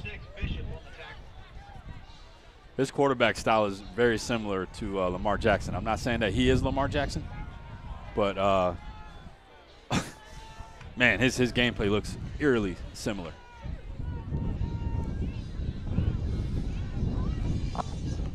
Third and 1. Tesson on the keeper. He's going to get the first down and more. Still on his feet. Jacob Bishop's going to push him out of bounds, but it's not before the Bulldogs get a big gain. A gain of 21 for Tesson and another Bulldog first down. Folks, I understand everybody is frustrated, but let's keep the comments somewhat professional, okay? Just PG rated. Yeah, come on. If we could. We appreciate y'all support. We're all a little bit frustrated, but this isn't typical Navarre football. We understand that for sure. 1st and 10 from the 16. Tesson rolls out to his left.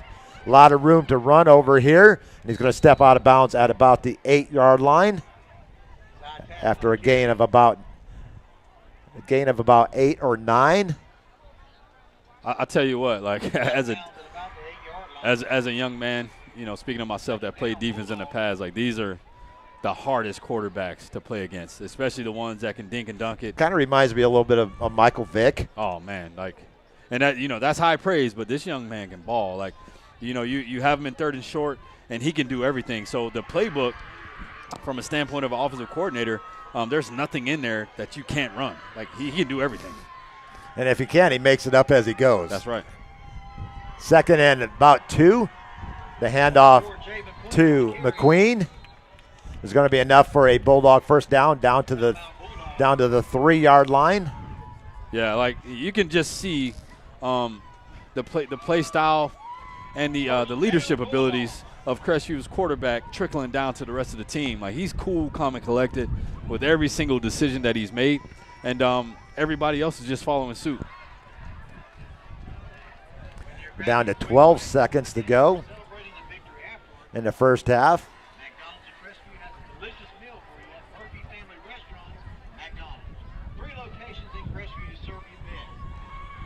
26-0. Man, whew.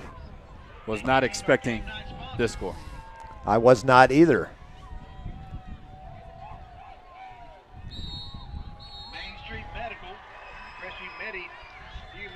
Honestly, the ideas that the Navarre coaching staff brought to the game tonight are improving for sure. But right now, the motivational level for the athletes is just not there.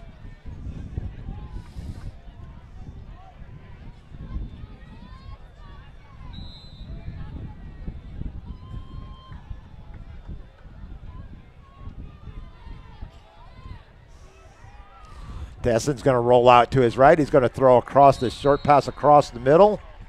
And it's going to be caught for a touchdown to Patrick Rogers. A 4-yard pass. Bulldogs back on the board. With 6 seconds to go in the first half. And the Bulldogs will get the ball to start the second half. My goodness.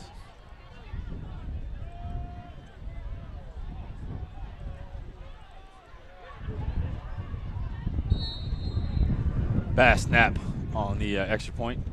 No good. It's no good. Score will remain 32-0 with 6 seconds to go here in the first half. What score do they need to have the running clock, Bill? 35. 35, okay. I'm not wishing for that, hoping for that at all, but wow.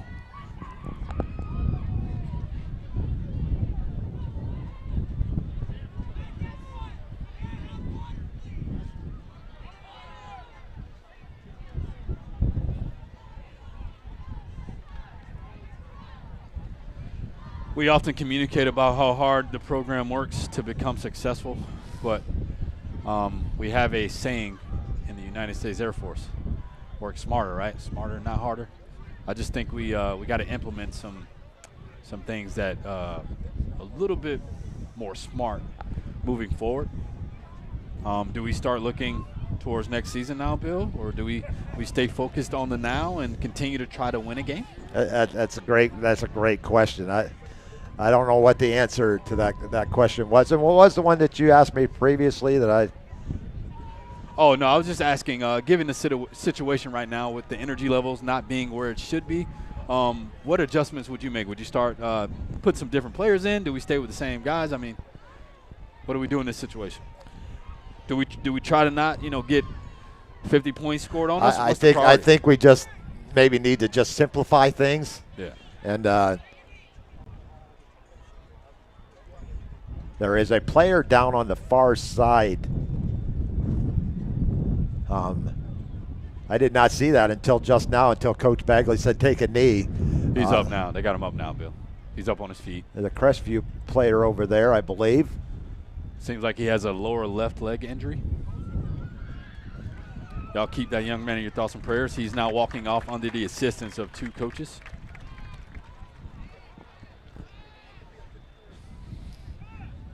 Ursula Householder checking in. Thank you, Ursula. Stretch checking back in. Robert Heitz, thank you. Hugh Swan. Paul Taylor. 32-0 is your score, Crestview, on this blustery night here at Jack Foster Stadium. So, Bill, do you feel like this is the... Well, you got to make sure that you don't send a bad message, especially for the seniors For sure. that have given 4 years of their high school career and all the blood, sweat, and tears.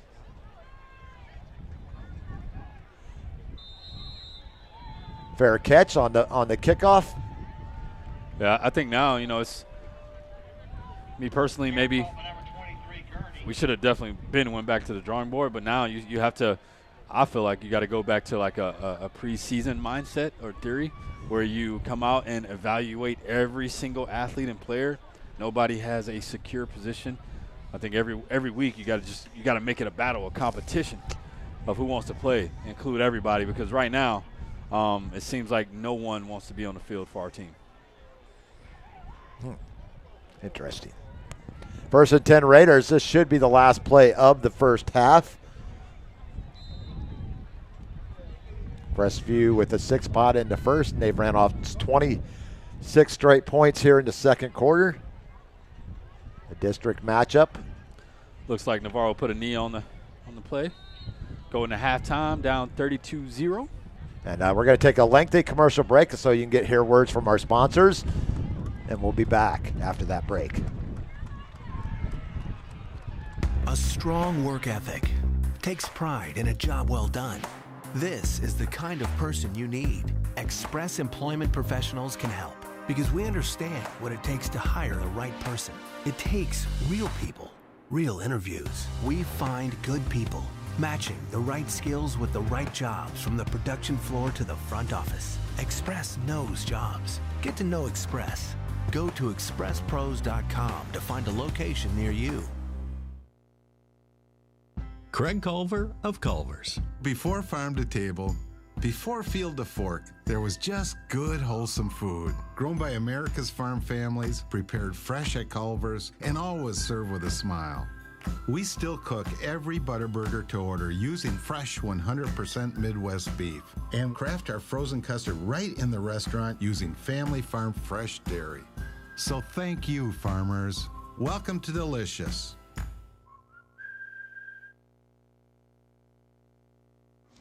University Lending Group, located in Harvest Village, is Navarre's local mortgage lender. A buying, building, or refinancing a dream home is in your future. You need to contact University Lending Group. Jennifer Gomes, Stacy Wright, and Sheila Billingham are the loan specialists who have the experience to take you step by step to make your buying, building, or refinancing experiences smooth. So University Lending at 752 Navarre Parkway, Suite 56, or call us at 850-396-0322.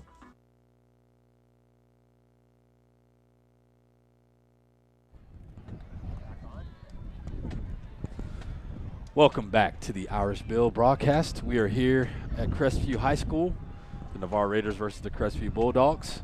We actually have a wonderful opportunity to bring you some new talent that we're hoping to have on our team, y'all. You heard us communicating about this young man during our Culver's Twist on Sports podcast on Tuesday night a couple weeks ago. We have young Ethan C. What's going on, young man? Doing good. Thank you for having me on this broadcast. It is a very exciting opportunity. Awesome. So real quick, so Ethan C. actually attends Gold Point Latin School. He's a freshman athlete over there with a big-time passion for broadcasting.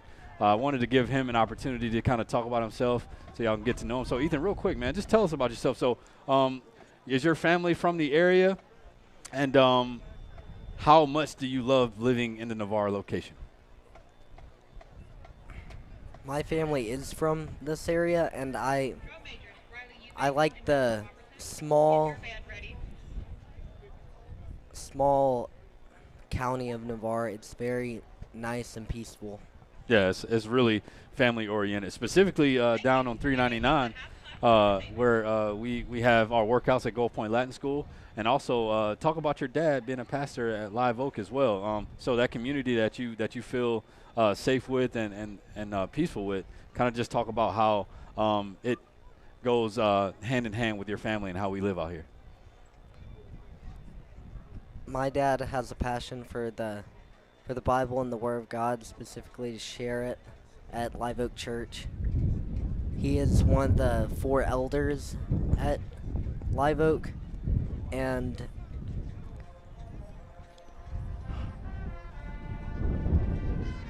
he loves sharing God's Word.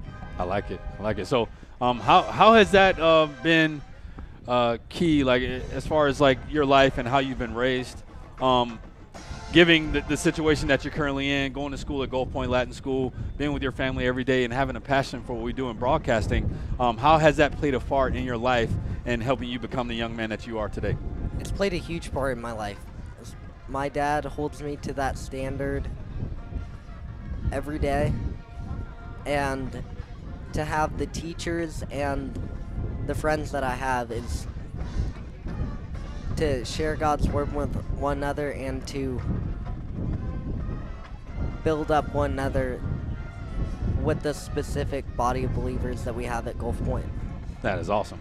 So, Ethan, we communicated about you, like I said, on the Culver's Twist on Sports, our sports show that we have on Tuesday nights. And we talked to the audience and Irish Bill's fan club, basically, talked to them about your passion for broadcasting. You got to tell us, we mentioned the story of you on Halloween. You dressed up as Chris Fowler, a prominent broadcaster at ESPN. Kind of talk about how you got passionate about broadcasting and what you want to do going forward. How I got passionate was just watching the game every Saturday and just listening to my favorite line that Chris Fowler says every start of the game is, for example, and Alabama draws first blood. Why did you bring up Alabama, Ethan? You got to tell the audience about that. I love Alabama. It's my favorite team, and because they're the best team in college football. Oh, they are, huh? Yeah. Not my Bulldogs? Come on. I know y'all beat us this year, man. But, when we talk about the records and the national championships that have been won in the last 5 to 7 years, I feel like my Bulldogs are a little bit better than that Roll Tide team. We are the standard in college football. Hey, I'm pretty sure Miss Debbie, one of our ride or die fans right now, is very excited to hear you say that. Y'all, Ethan has on a nice Alabama shirt right now. I typically wouldn't say that, but I like Ethan and his family so much. And also, I do have respect for Alabama now that I was able to meet Nick Saban a couple years back. But Ethan, it's not a surprise that you and your family have the expectations that you have, not only for your life and for your football teams, but the expectations that you have for yourself. When we communicated the first time that we met, we talked about your passion and wanting to be a broadcaster. Is this something that you can see yourself doing for fun? So me and Irish Bill, we have the blessed opportunity to call these games weekly. How would you feel about doing something like that right now at your young age of 15? I would love to. That's good. Bill is very excited, not only to have you here But we got a great team forming up, and we're super thankful for it. So, Ethan, outside of school and you serving, with your dad, the community, and bringing people the Word of God, like you said, what do you like to do for fun? I like to listen to podcasts, specifically sports podcasts. I want to give a shout-out to Jimmy Stein from Locked On Bama. He's one of my favorites. Dang, I saw you. Well, Jimmy Stein, you said? Yes, sir. All right, so what specifically do you like about his show? Like in regards to the energy, the passion, the facts, and the information that they're bringing, what do you like about the show that intrigues you and has him as one of your favorite broadcasters or podcasters? The way we can have a normal human being on sharing about his life and sharing about the team that he loves, specifically Bama, and just his general knowledge about Bama. Yeah, so Ethan, I know you love the game and you are a very intelligent athlete. You're very athletic yourself. Right now, just seeing what's happened, I think this is the first time you've seen Navar play football, correct, in person? Yes, sir. Okay, so just seeing the game from your perspective, you having fresh eyes to the team, not knowing specific players or specific coaches, going into halftime, with the locker room, what message do you have for the team moving into the second half based off of how you've seen them play in the first half? I would say keep fighting. There's always room to grow. You're never out of it till the clock hits 0. So keep fighting and just continue to apply that pressure on the quarterback and watch the edges. I got you. I love your perspective. So what made you a big fan of Nick Saban? So he was obviously, I've never seen Nick Saban, in a situation like this specifically, but if Nick is in the locker room right now, what do you think he's telling that team? I would say he is telling them to keep your head in the game and not to let all the crowd noise get to you with the false start penalties that they have. What he says was, what he used to say was, the crowd isn't going to catch a pass or block, so they have no effect on the game. Wow, it's funny that you said that, man. So that's the mentality and mindset that we definitely want to have, Ethan. So given the atmosphere that we're in, clearly Crestview has a great fan base, and Navarre is represented well too. You living in Navarre, not necessarily being a fan of the Navarre Raiders until now, probably. What message will you give to the community? Obviously, you see the broadcast and the comments that are being left by some of the fans. What are you telling the fan base, about having love and a passion for the team, no matter what the circumstances are currently? What are you going to say to our fan base? I would say continue to be passionate, especially before Nick Saban got to Alabama. Alabama was not a huge football program, so I would say you just got to get the right players around you and the right culture, and I would say that's pretty much it. Okay, so how do we establish that culture, Ethan? Well, if I know you don't have like a passion for coaching, you love the game, but specifically speaking, if you were coming in as a head coach, what would you want to not necessarily change? What would you want to evolve in the program, and where would you start as far as like building a foundation for a team that you would want to see succeed? Is there any like specific offensive schemes? Do you like to build around specific talent or players, or would you just bring in your system and try to get the players necessary to have your system be successful? How would you do? I would say like a reward-based system. For example, Caden Proctor, the left tackle at Alabama, he was about 4'10", and he worked on his weight loss, and then he caught a pass against Georgia, and he has gotten a 3rd down and 1 conversion, and I would definitely establish some trick plays. I've seen some Jeremy Bernard in the wide receiver at Bama, Yeah, I got you. throwing some. So yeah. Man, I know Miss Debbie's loving this conversation right now, man. But some really avid and key points that you said there. I think it's important when you're building a team, especially when you have a process of change. So if you were to come in as a brand new head coach, establishing some culture that could be positive, rewarding players for their hard work and their effort. I think that's a great point that you just made, about building and establishing a foundation for the team. So right now, in this specific situation, this probably can, be heart-taking, looking at a 32-0 score. We talked about what we would probably do physically and system-wise, spiritually and mentally. What are you going to talk to the players about in regards to, tapping into happy thoughts so they can continue to build on anything that we have going on right now? What are you telling the players individually? I would say if you're getting frustrated at what the other team is saying to you, keep your cool and continue to push yourself to the limit, to the endless possibility. Bend, don't break. Bend, don't break. Yeah, I like that, man. Okay, so finally, we're going to get the mic back to young Bill Hamill.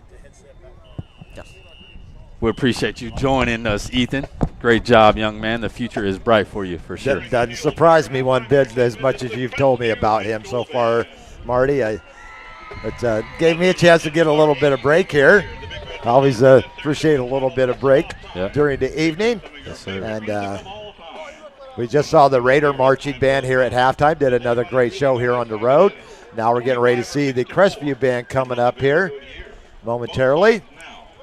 We're at halftime here with 7 minutes to go at the half. It's 32-0 Crestview.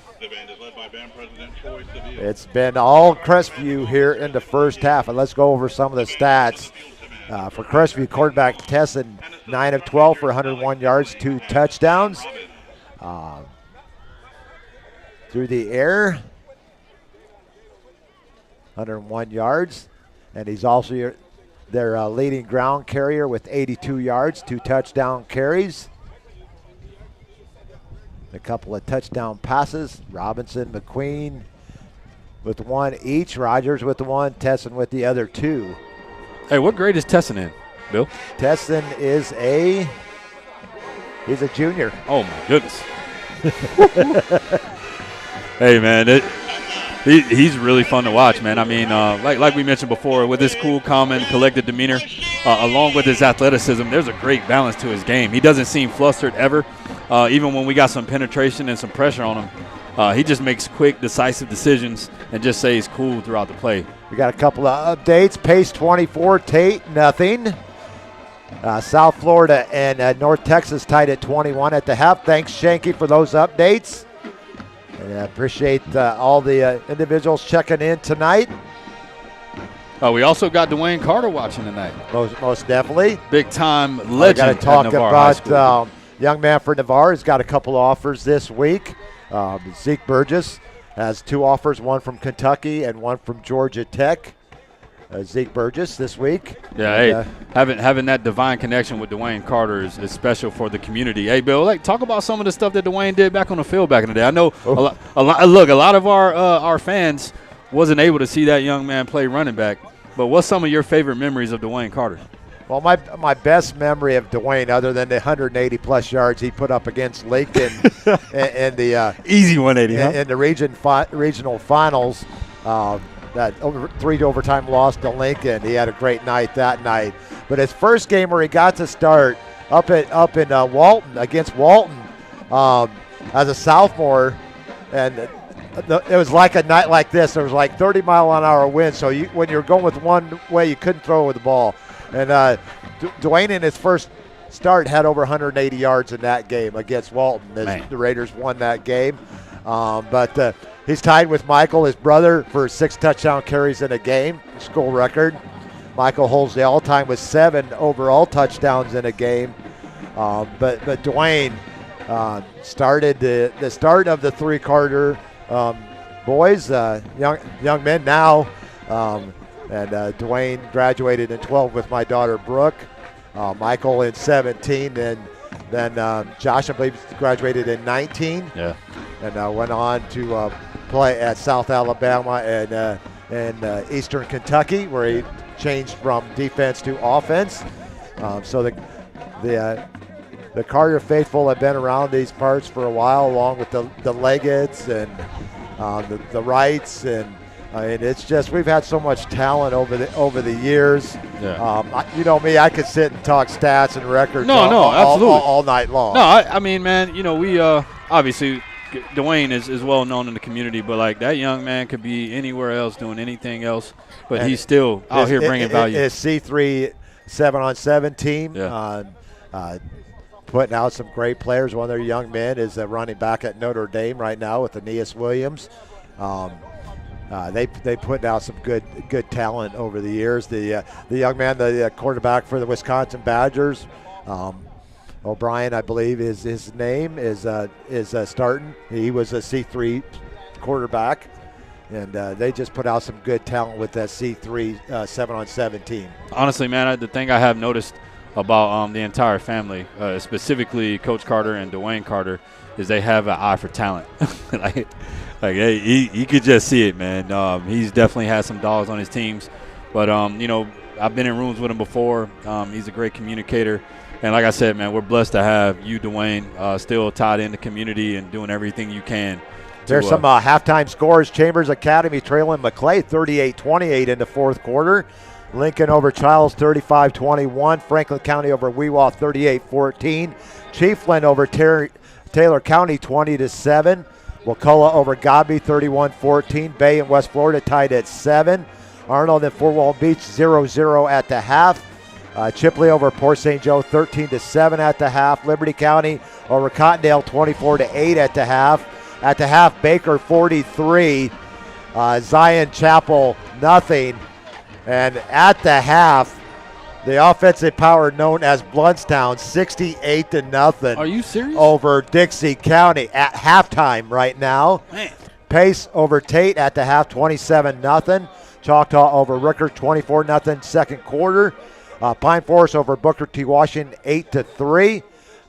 Escambia over Pensacola 32-0.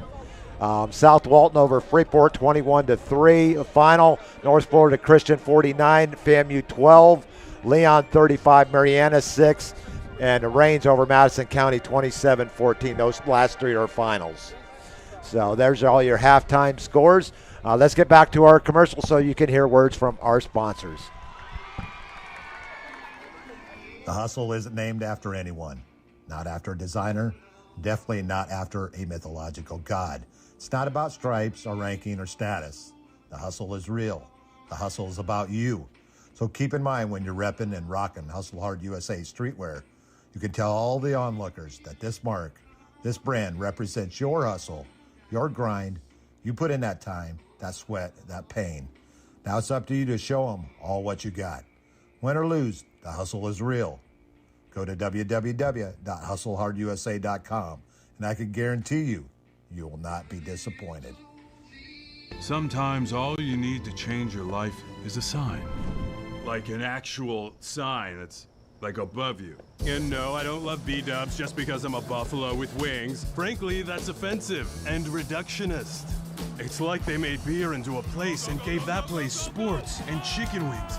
And the people, the best. Marty! You're dead weight! Yeah, this place is kind of like heaven. You know, without needing to get hit by a bus. Let's go sports bar!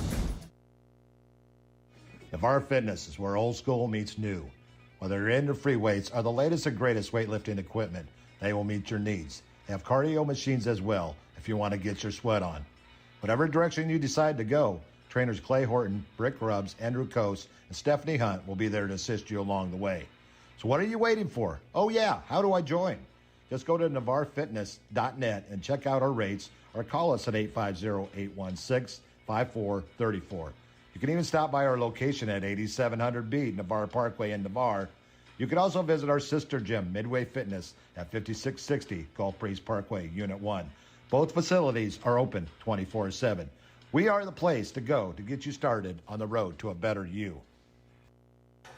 Great teams have great support. The Navarre Raiders have one of the best support organizations, the Navarre Raider Quarterback Club. All the members see to it that the Raiders have all available necessities to keep the Raiders on track. Well, they're seeing to it that they are properly fed have good transportation, or making sure that all Raider fans can hear all the exciting Navarre Raider football action, the Navarre Raider Quarterback Club is there to make it happen. Thanks, Navarre Raider Quarterback Club, for your support of your winning Navarre Raiders on IrishBillSports.com.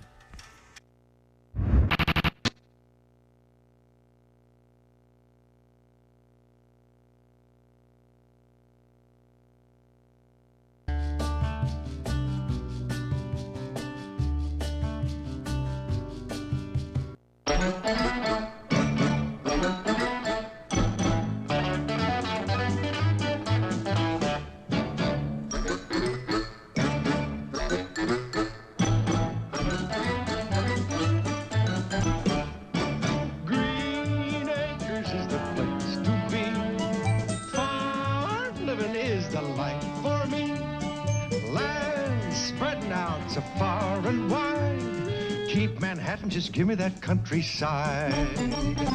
New York is where I'd rather stay. I get allergic smelling hay. I just adore a penthouse view. Darling, I love you, but give me Park Avenue. The chores. The stores. Fresh air. Times Square. You are my wife. Goodbye, city life. Green Acres, we are there.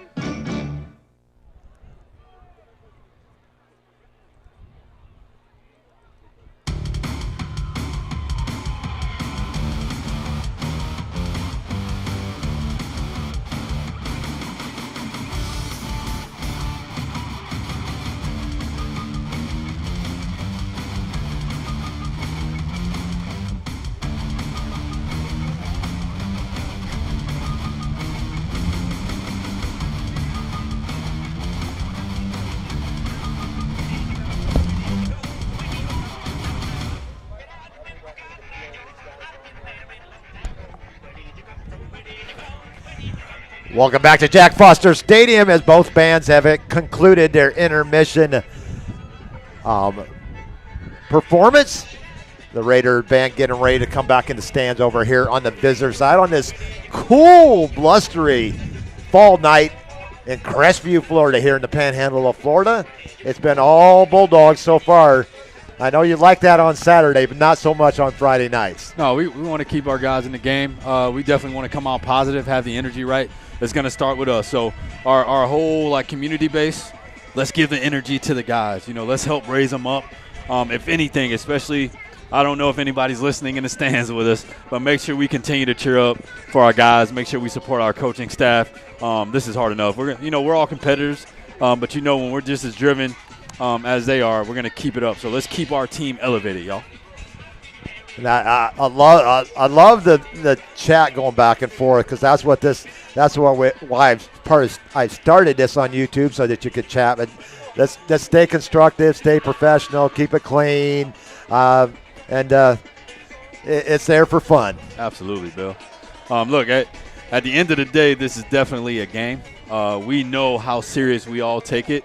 But you and I especially both take it really serious. Yeah, for sure. Especially for the young men that are dedicating so much time, and the parents as well.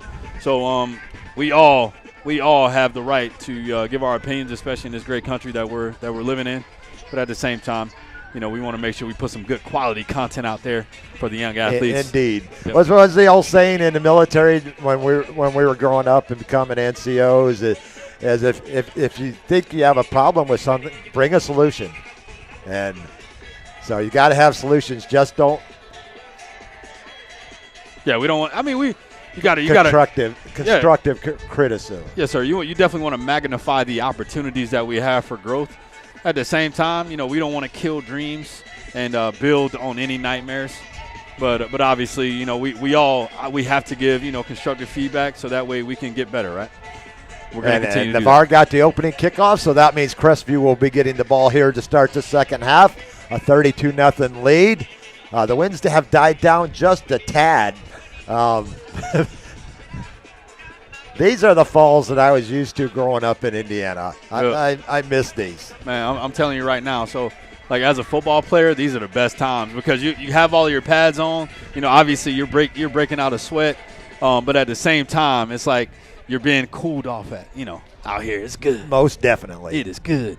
So how did our young Ethan do talking with you at halftime? I think he did great. You know, we didn't have like any preconceived, announcements or any plans to do that. So I think he did really good coming on, communicating about his family. His energy was good, and I think he was very thoughtful in his statements. No filler words. You know, he's a pretty good speaker, man. So I'm excited to see the future of this young man. And Debbie, yes, he is an Alabama fan. Yeah, I knew you were going to bring that up, Ms. Debbie. Like you need any more support. Yeah, we asked Ethan when we met him up here and saw him in that Alabama shirt why he was wearing it, and I told him I was going to get him a Georgia Bulldog shirt, Miss Debbie. So I'll get him an Irish one too. Yeah. But Raiders getting ready to put toe on leather to get this second half underway.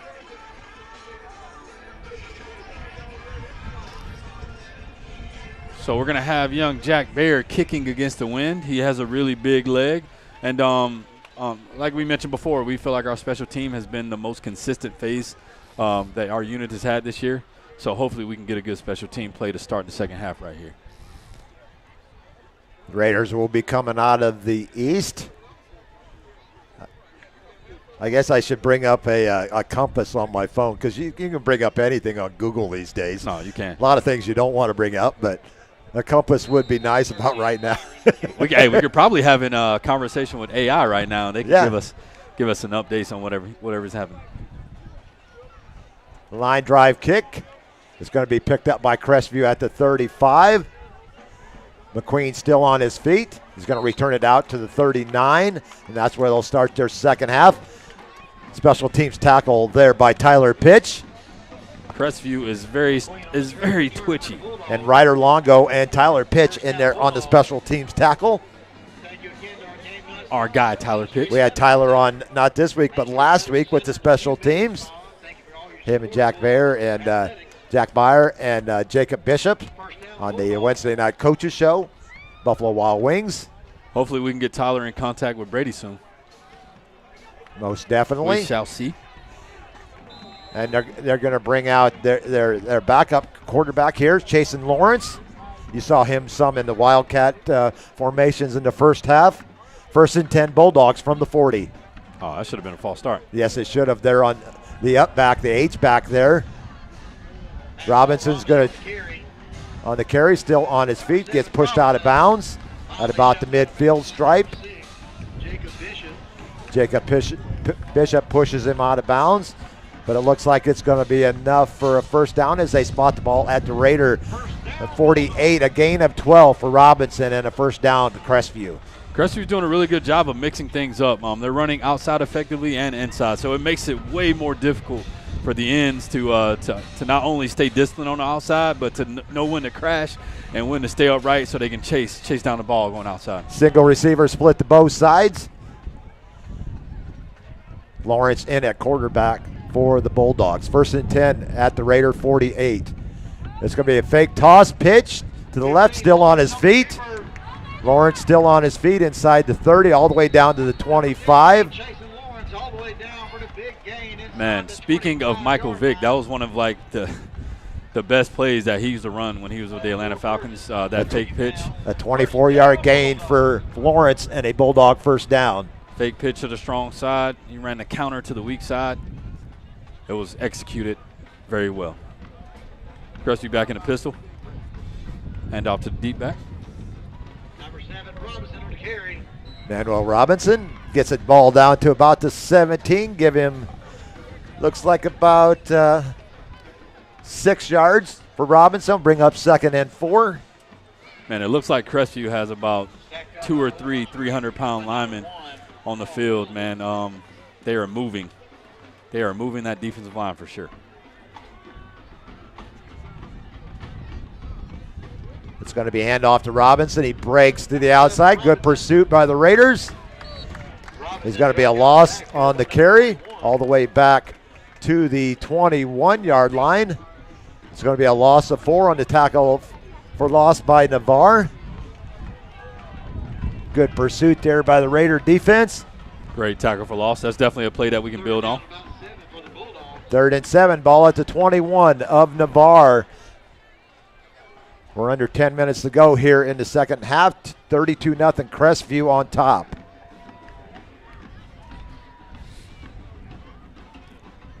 Lawrence. Raiders have been getting good pressure. 15, Jason Lawrence on the keeper. Jacob Bishop makes the initial hit, then it's finished up by Luke Eberhardt, and Landon Johns in there as well. And I'll bring up 4th down on a 4-yard gain by Jason Lawrence. Yeah, Bill, you're right on the penetration. Hopefully we can start getting back in there like we did on the first down play, getting some more tackles for a loss. They're going to keep the offense on the field. 4th and 3. Back in that pistol formation, they got trips left, single receiver to the right. And the Raiders going to jump off sides. I believe it was a false start. False start, Bill. So let's see what. Yep, they got the false start first. As Landon John was sniffing that line of scrimmage. Yes, he was. Landon is a ball hawk, so it's always good to see him on that field. I love his motor. Yep. Keep the motor running. Out on the highway. His energy searching for adventure. His energy has definitely stood out tonight. 4th and 8 for the Bulldogs, back to their 21. You want to watch the ball right here. Being up 32-0, the playbook is still wide open. The offensive coordinator don't have to make a certain decision right here, so he has a lot of options. Timeout Bulldogs. Hopefully we can cover everything. They have in these situations before. They've been putting their quarterback in an opportunity to do a run-pass option where he has the option, obviously, to hand it off or to pass the ball down the field. Since it's 4th and 8, they'll probably be trying to hit something right at the sticks or potentially throwing a fade in the end zone.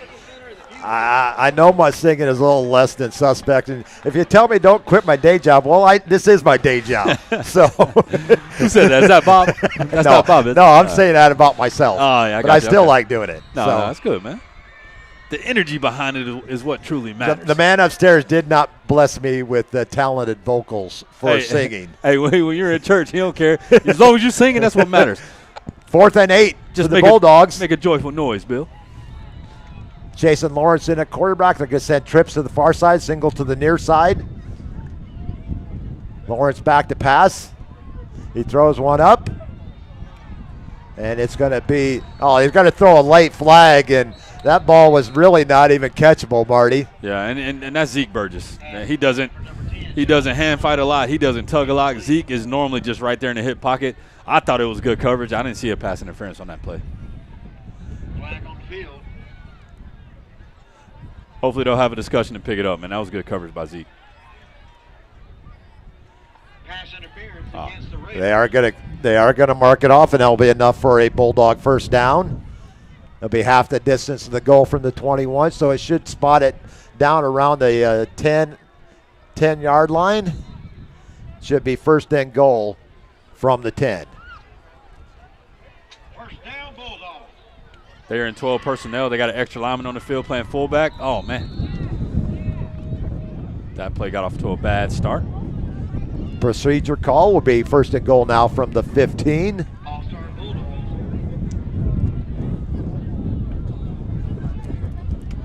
And the winds have picked up again, Marty. Yes, they have. It feels pretty good. It does. It feels pretty good. Feels great.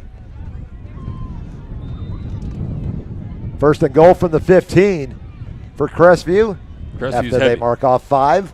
They actually have 2 fullbacks in the game right now, linemen that are out there playing as fullbacks. They're going QB power.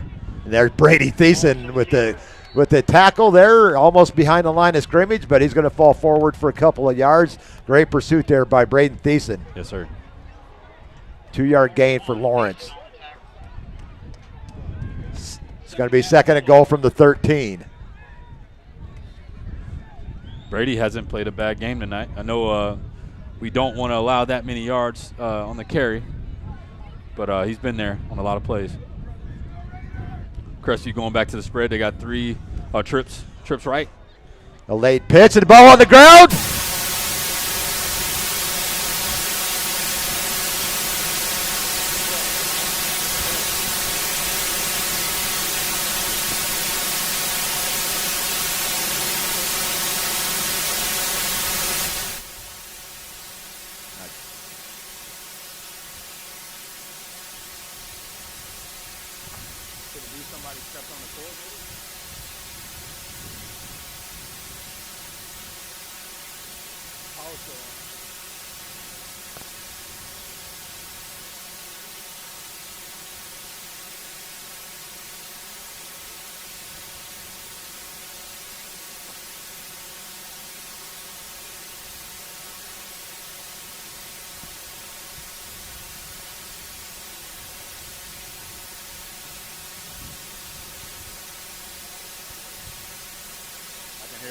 No idea. I can't hear any. Now I hear you. I heard you a little bit. Can you hear him? Yeah, I hear you now, bro.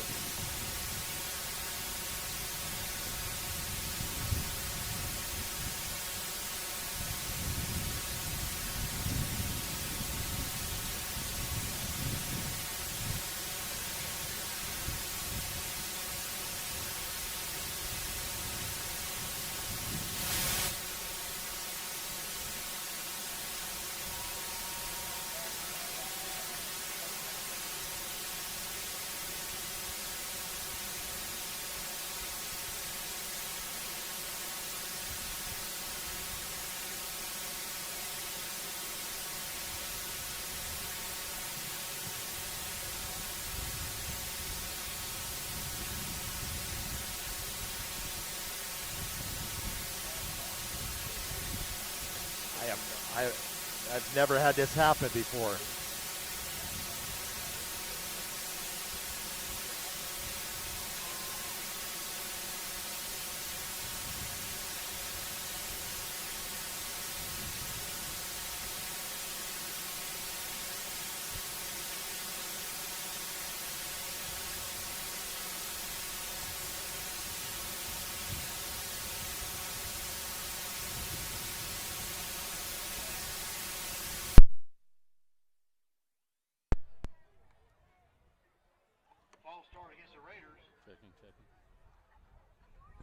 How about that, Marty? Yep, I hear you.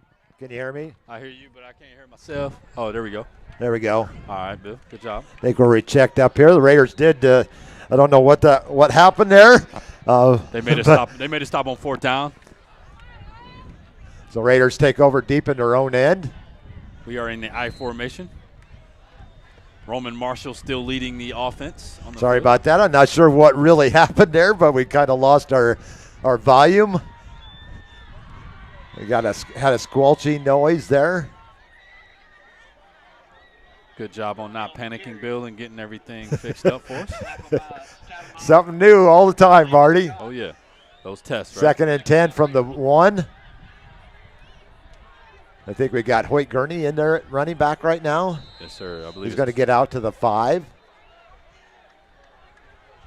No yards on the first carry. Looks like he got 4 there on the second, so it's going to bring up 3rd and 6. Just had to reset the mixer there. 3rd down and 6 for the Raiders.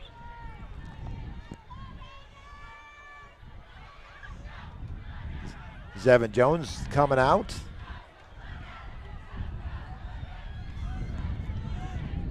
Third and 6 for the Raiders from their 5.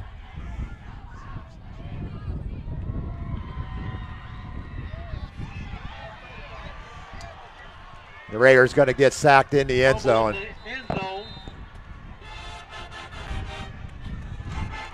Safety. Look at Marshall was sacked in the end zone. Call safety on the field. That's 2 points for the Bulldogs. That's going to take the score to 34-0 with 5:06 to go here in the 3rd quarter. I'll tell you what, this is a tough situation, but I like to see players like number 3, Jordan Garner. He came out to welcome his teammates back to the sideline. He's trying to give that energy to encourage the athletes as they're coming off. Just had another safety.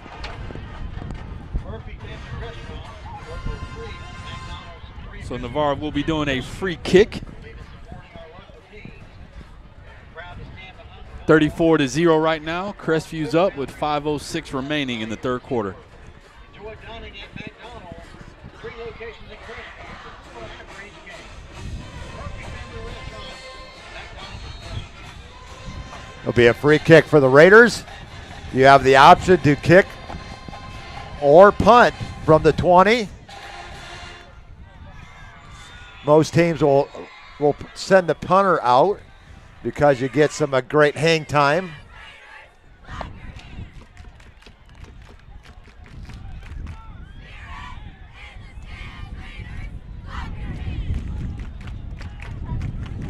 I'll tell you what, our cheerleaders are still smiling and giving that energy.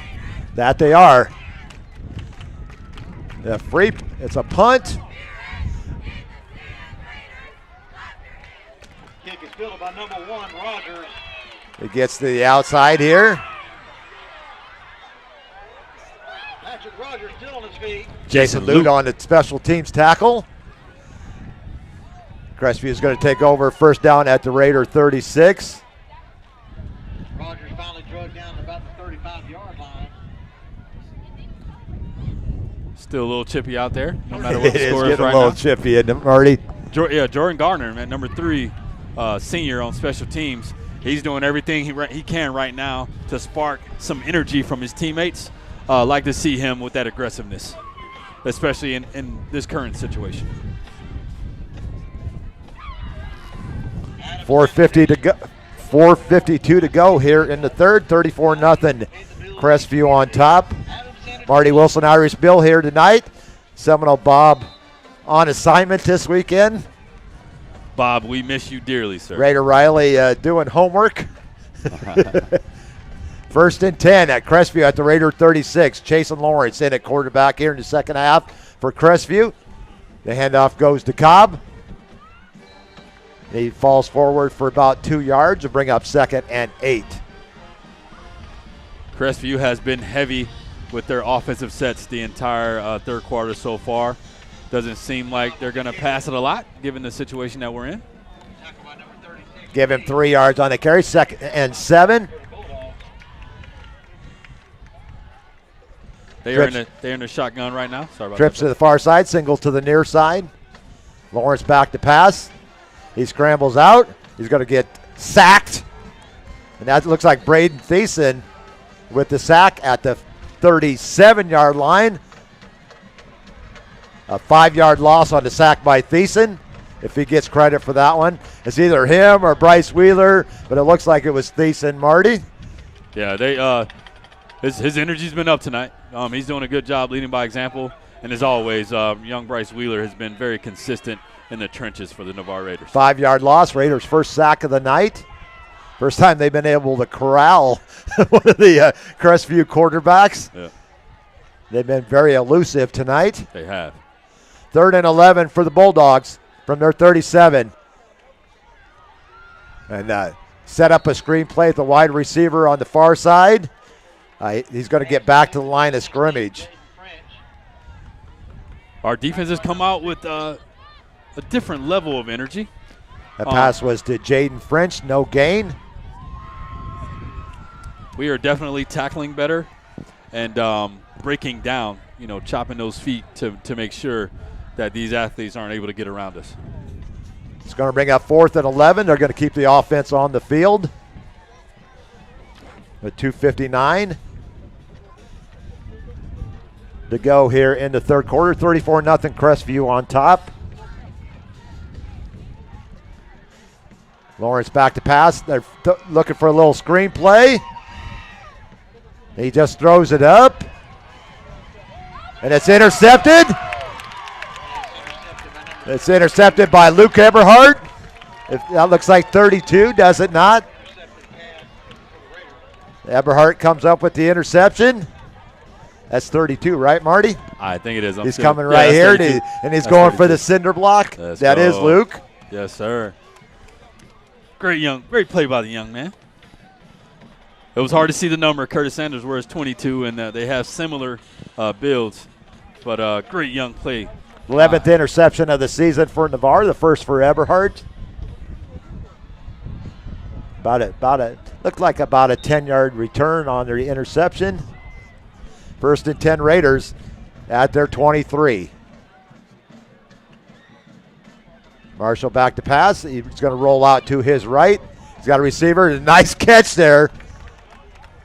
That was number 8. That was Travis Lowe with his first catch of the season. It's going to be a gain of 6 to Lowe. He's got some good size. He looks like he might be about 6'2". 6'2" at receiver. And that is longest play from scrimmage for Navarre tonight, 6 yards. We needed that one. Get a little spark going. Let's go, Rome. 2nd and 4.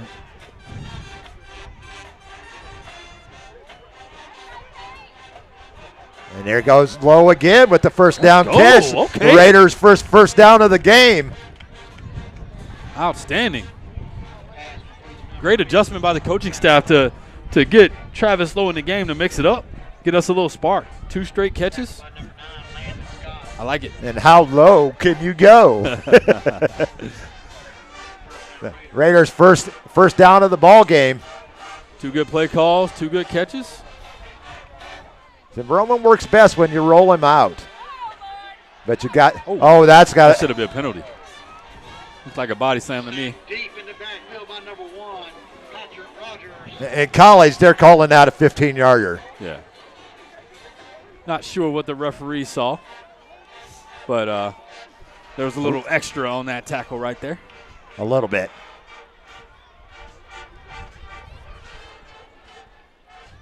So it's going to be 2nd and 20 for Navarre on their own 24-yard line. Crestview in the 3-3-5 defense. Marshall back to pass. Oh. And his intended receiver was Liam Darden. Liam into the game for the first time. It's going to bring up 3rd and about 22 for the Raiders.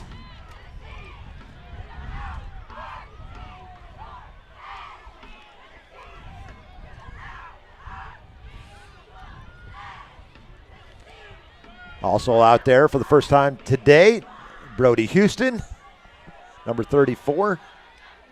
Walker Bridges in motion. Roman Marshall back to pass. He's rolling out to his right. The receiver's got to keep running their routes. Roman needed somebody to throw to. Yeah. So at least this time we are punting into the wind. Got a big leg with Jacob Bishop. Hopefully we can get some field position. The last one he put out inside the 10-yard line.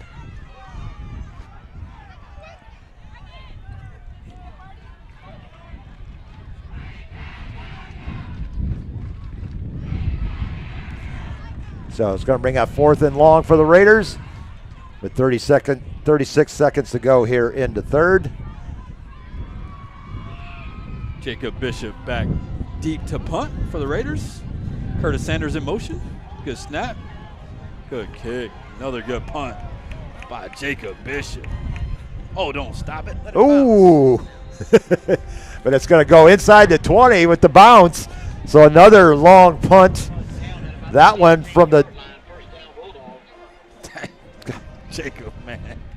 We were at our 18, right? Yeah, I think so. So that's 32 yards from there down to the other 18. So that's 64 yards with the win. Man, big time punt. That's what you want to see, and that could create a spark too. You know, you can change the field position. Hopefully, we can get the same penetration that we were getting on the last drive. 62 yards on the punt. My goodness, you called it, Bill. That young man. Whew. And he gets another yellow dot because that's inside the 20. Yeah, and it could have rolled a little bit further. Ryder Lungo did make a good decision, though. Picked up. Lawrence brings the offense back out here. 35 seconds to go. A bad snap. And the Raiders defense is going to corral the quarterback in the backfield for a 5-yard loss back to the 13. Will bring up 2nd and 15. The stat goes against the quarterback, but the ball never got there. Yeah. So one of the Raiders is going to get a stat line of a sack on that one, Marty. Yeah, I believe it was Matthew Lee. I could be wrong.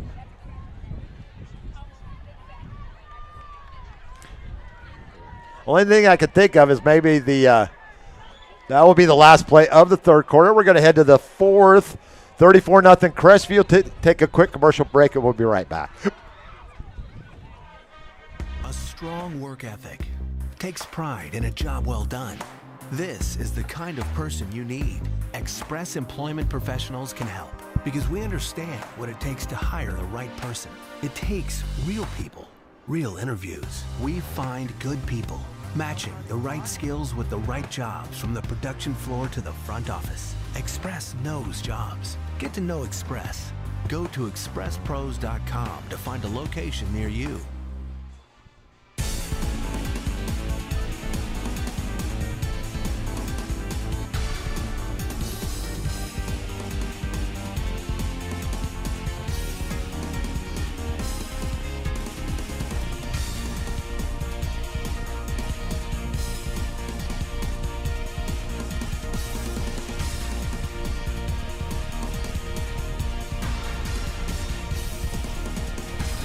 Second and 15 for the Bulldogs as we enter the fourth quarter. I think that was a run by McQueen. He's going to get the yards lost on the first down, and he's going to get about a couple more, so give him 7 yards on the carry for McQueen, and it'll bring up 3rd and 8. We do have some positives that we can build on from that third quarter. We didn't allow an offensive score. Also, we don't have that running clock going, so that's a good sign as well. Hopefully we can continue to get some stops here, give our offense an opportunity to come out and get a score. Crestview is in the pistol formation. 3rd and 8 for the Bulldogs. Thiessen comes from the blitz on the outside, forces the quarterback back in. Quarterback makes a nice move and gets a first down on the carry. What a run by Chasen Lawrence. It's going to be a gain of 13 for Lawrence and a Bulldog first down. They're going to move the chains. Landon Johns on the tackle. Thiessen almost had him in the backfield. I'll tell you what, man, Brady is taking advantage of every single opportunity that he's had tonight to make plays. First down, Bulldogs out to their 30. Clock 10:47 and counting here in the fourth. Run up the gut. Not much there for the Bulldogs. McQueen with a 1-yard gain. It's going to bring up 2nd and 9. They just have so many weapons they can go to in this offense for Crestview, don't they, Marty? Yeah, they do, especially with the quarterback position. They have two, I want to say, phenomenal quarterbacks. They've been playing phenomenal tonight. Both of them have multi-facets in their game. They're able to make good decisions, and they're also explosive. And they're cool, calm, and collected. Hand off to McQueen. He's met at the line of scrimmage. He breaks one tackle. Ooh. Running hard. Should have been about a 4-yard loss. Instead, he gets a 7-yard gain.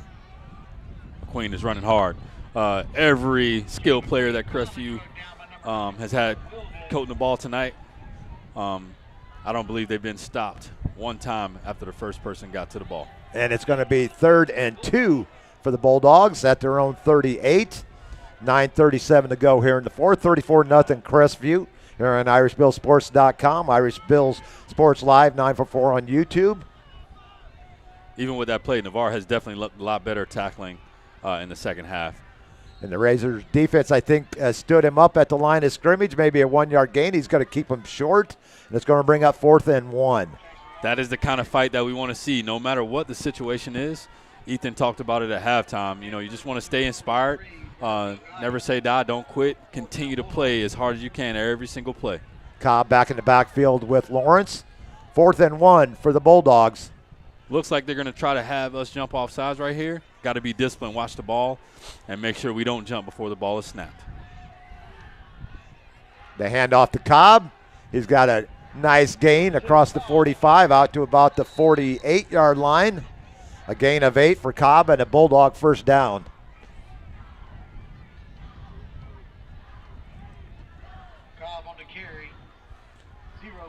Their 16th first down on the night. Chase Moses on the tackle. He's coming out of the game right now. 1st and 10 Bulldogs from their 48. 8:20 on the clock here in the fourth quarter. 34-0. Cobb breaks one tackle, gets to the outside. And he's going to get in the end zone from 52 yards out. He broke the initial tackle at the line of scrimmage, and the running clock will ensue. Yeah, that's one of those drives where, you know, as a defense, it does it could get a little disheartening. When you have a couple of 4th downs that were converted. I think they ran about 10 plays that drive. Could be a little tired. Great run by the Crestview Bulldogs. The score at the 8:28 mark.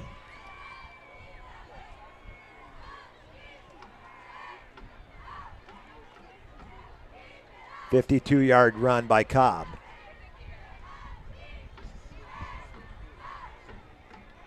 Hardman in for the extra point. He's only tried one on the night. That one is up and good. 1 for 2 on the night for Trey. He stretches the lead out to the 40, 1-0.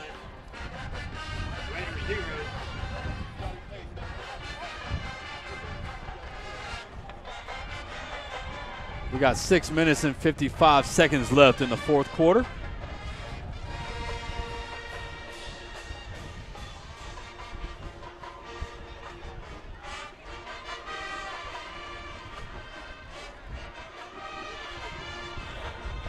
Running clock the rest of the way, Marty. Yes, sir.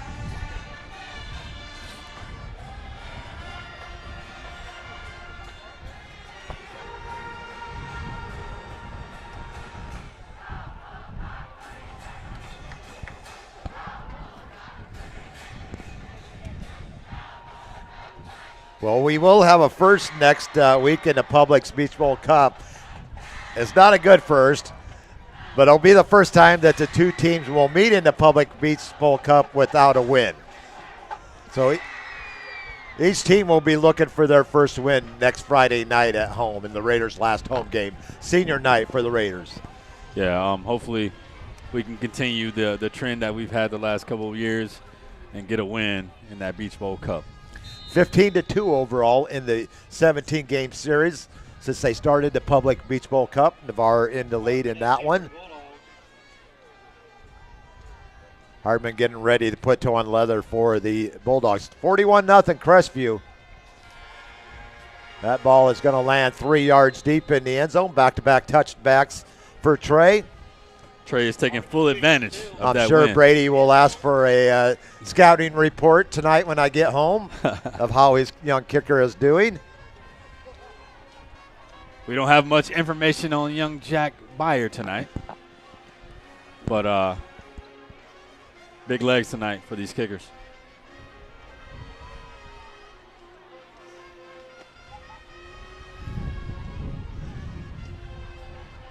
So we got 4 minutes and 55 seconds left in the 4th quarter. We brought out some of I believe the entire offensive line is new. Yeah. The younger Big Bubbas. Yep. Got Ali Bryan in the backfield at quarterback.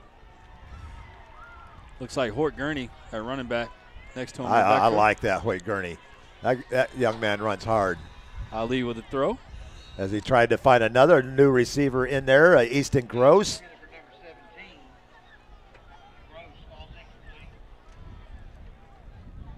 Good to see some younger talent out there. The Big Bubba's out there. I know one of them is Eli Gasca. He's at center. Number 75, Gavin Lawless. Number 69, Joel Jackson. Number 78, or 70, number 70, James Pruden. There's one more I need to get on there. That ball complete to Brody Powers.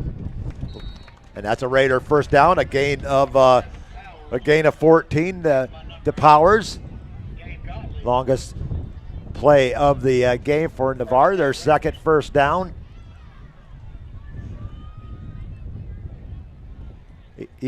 Alley's first completion on the night. 1st and 10 Raiders from their 31. 3:27 and counting here in the 4th.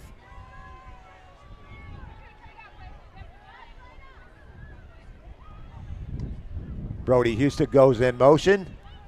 Eli throws a nice ball across the middle. It's going to be picked off. He tried to find Travis Lowe out there. And that's a really tough pass to make. Into that wind. Yeah, but, right now we want to do anything we can to get a score on the board, so I completely understand why the coaching staff would have wanted to take a shot right there. Unfortunately, it's a really windy night. And young Ali, he throws the ball with a lot of touch. He has a good spiral with his ball. It was a beautiful pass. Just hung up there a little bit too long. Got caught in that wind a little bit. Like the idea, like the attempt. We got young Aaron Manuel in there on the defensive line. Number 27 in there as well for the first time. Must have came up from the JV team. Do not have a 27 on my roster.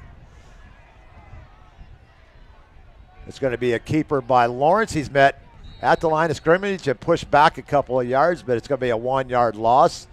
Bryce Wheeler again on the tackle. 1-yard loss to bring up 2nd and 11. Man, Bryce and Brady it feels like they're on every tackle tonight. Aaron Manuel getting some needed playing time here in the 4th quarter. The young freshman.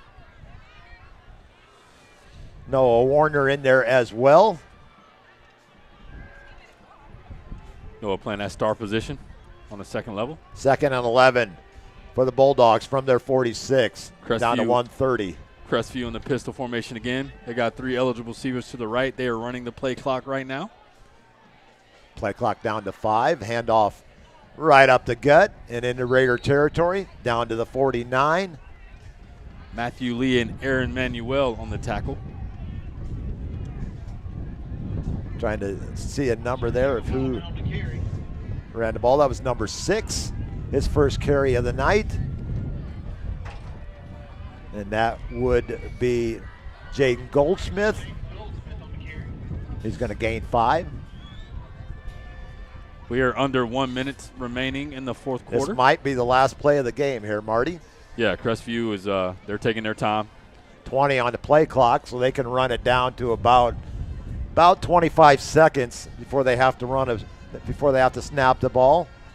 And Lawrence is just going to kneel it. And that will be, actually, that was not Lawrence into the game for the first time, was Brock Spears, freshman quarterback. So he gets in for one play to take the kneel down, and that will run out the clock here in the 4th quarter. And Crestview will prevail on this night. They go to 3-3 on the season, but a big district win for Crestview. They moved to 3-3 and 1-1 in district play. The Raiders will fall to 0-7 and 0-2 in district. And so we got Gulf Breeze remaining on the schedule. Pace Gulf and Breeze Niceville at home for the last home game next week. And then on the road to Pace and Niceville. Let's see if we can go with the scoreboard and see if we can find out some other scores here. In the 4th quarter, Fort Walton beats 7, Arnold 6. Yeah. Chipley over Port St. Joe 29-14. But Clay over Chambers Academy 38-28.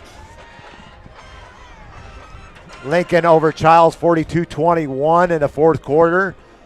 Franklin County 51, Weewaw 14, Chiefland 30, Taylor County 15, West Florida 31, Bay 15, Pace 30, Tate nothing, Escambia 39, Pensacola 6, Catholic 21, Walton 7, Choctaw 24, Rickards nothing, Crestview, we've already got the final 41 nothing. South Walton over Freeport 43-3. Pine Forest over Booker T. Washington 6-3 in the last update. Baker 49, Zion Chapel 6. Bluntstown final 74-0 over Dixie County. I hope nobody took Dixie County in our in our picks. Liberty County in a final over Cottondale 38-14. Wakulla over Godby 38-21. North Florida Christian 49. FAMU 12. Leon 35, Mariana 6, and Rains 27, Madison County 14. Let's take a word from our sponsors, then we'll be back for our post-game show and our players of the game on IrishBillSports.com and Irish Bill Sports Live 944 on YouTube. We'll be back after this commercial break. A strong work ethic takes pride in a job well done. This is the kind of person you need. Express Employment Professionals can help because we understand what it takes to hire the right person. It takes real people, real interviews. We find good people, matching the right skills with the right jobs from the production floor to the front office. Express knows jobs. Get to know Express. Go to expresspros.com to find a location near you. Craig Culver of Culver's. Before farm to table, before field to fork, there was just good, wholesome food. Grown by America's farm families, prepared fresh at Culver's, and always served with a smile. We still cook every Butterburger to order using fresh 100% Midwest beef and craft our frozen custard right in the restaurant using family farm fresh dairy. So thank you, farmers. Welcome to Delicious.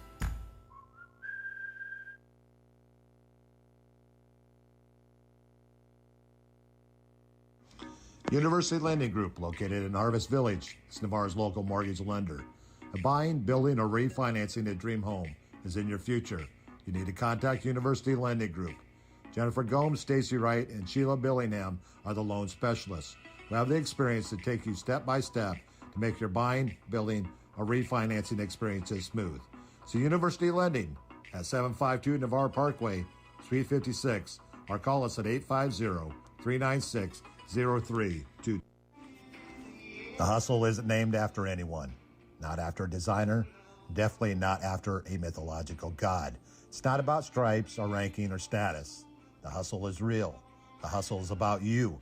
So keep in mind when you're repping and rocking Hustle Hard USA streetwear, you can tell all the onlookers that this mark, this brand represents your hustle, your grind. You put in that time, that sweat, that pain. Now it's up to you to show them all what you got. Win or lose, the hustle is real. Go to www.hustlehardusa.com, and I can guarantee you, you will not be disappointed. Navarre Fitness is where old school meets new. Whether you're into free weights or the latest and greatest weightlifting equipment, they will meet your needs. They have cardio machines as well if you want to get your sweat on. Whatever direction you decide to go, trainers Clay Horton, Brick Grubbs, Andrew Coase, and Stephanie Hunt will be there to assist you along the way. So what are you waiting for? Oh yeah, how do I join? Just go to navarrefitness.net and check out our rates or call us at 850-816-5434. You can even stop by our location at 8700B Navarre Parkway in Navarre. You can also visit our sister gym, Midway Fitness, at 5660 Gulf Breeze Parkway, Unit 1. Both facilities are open 24/7. We are the place to go to get you started on the road to a better you.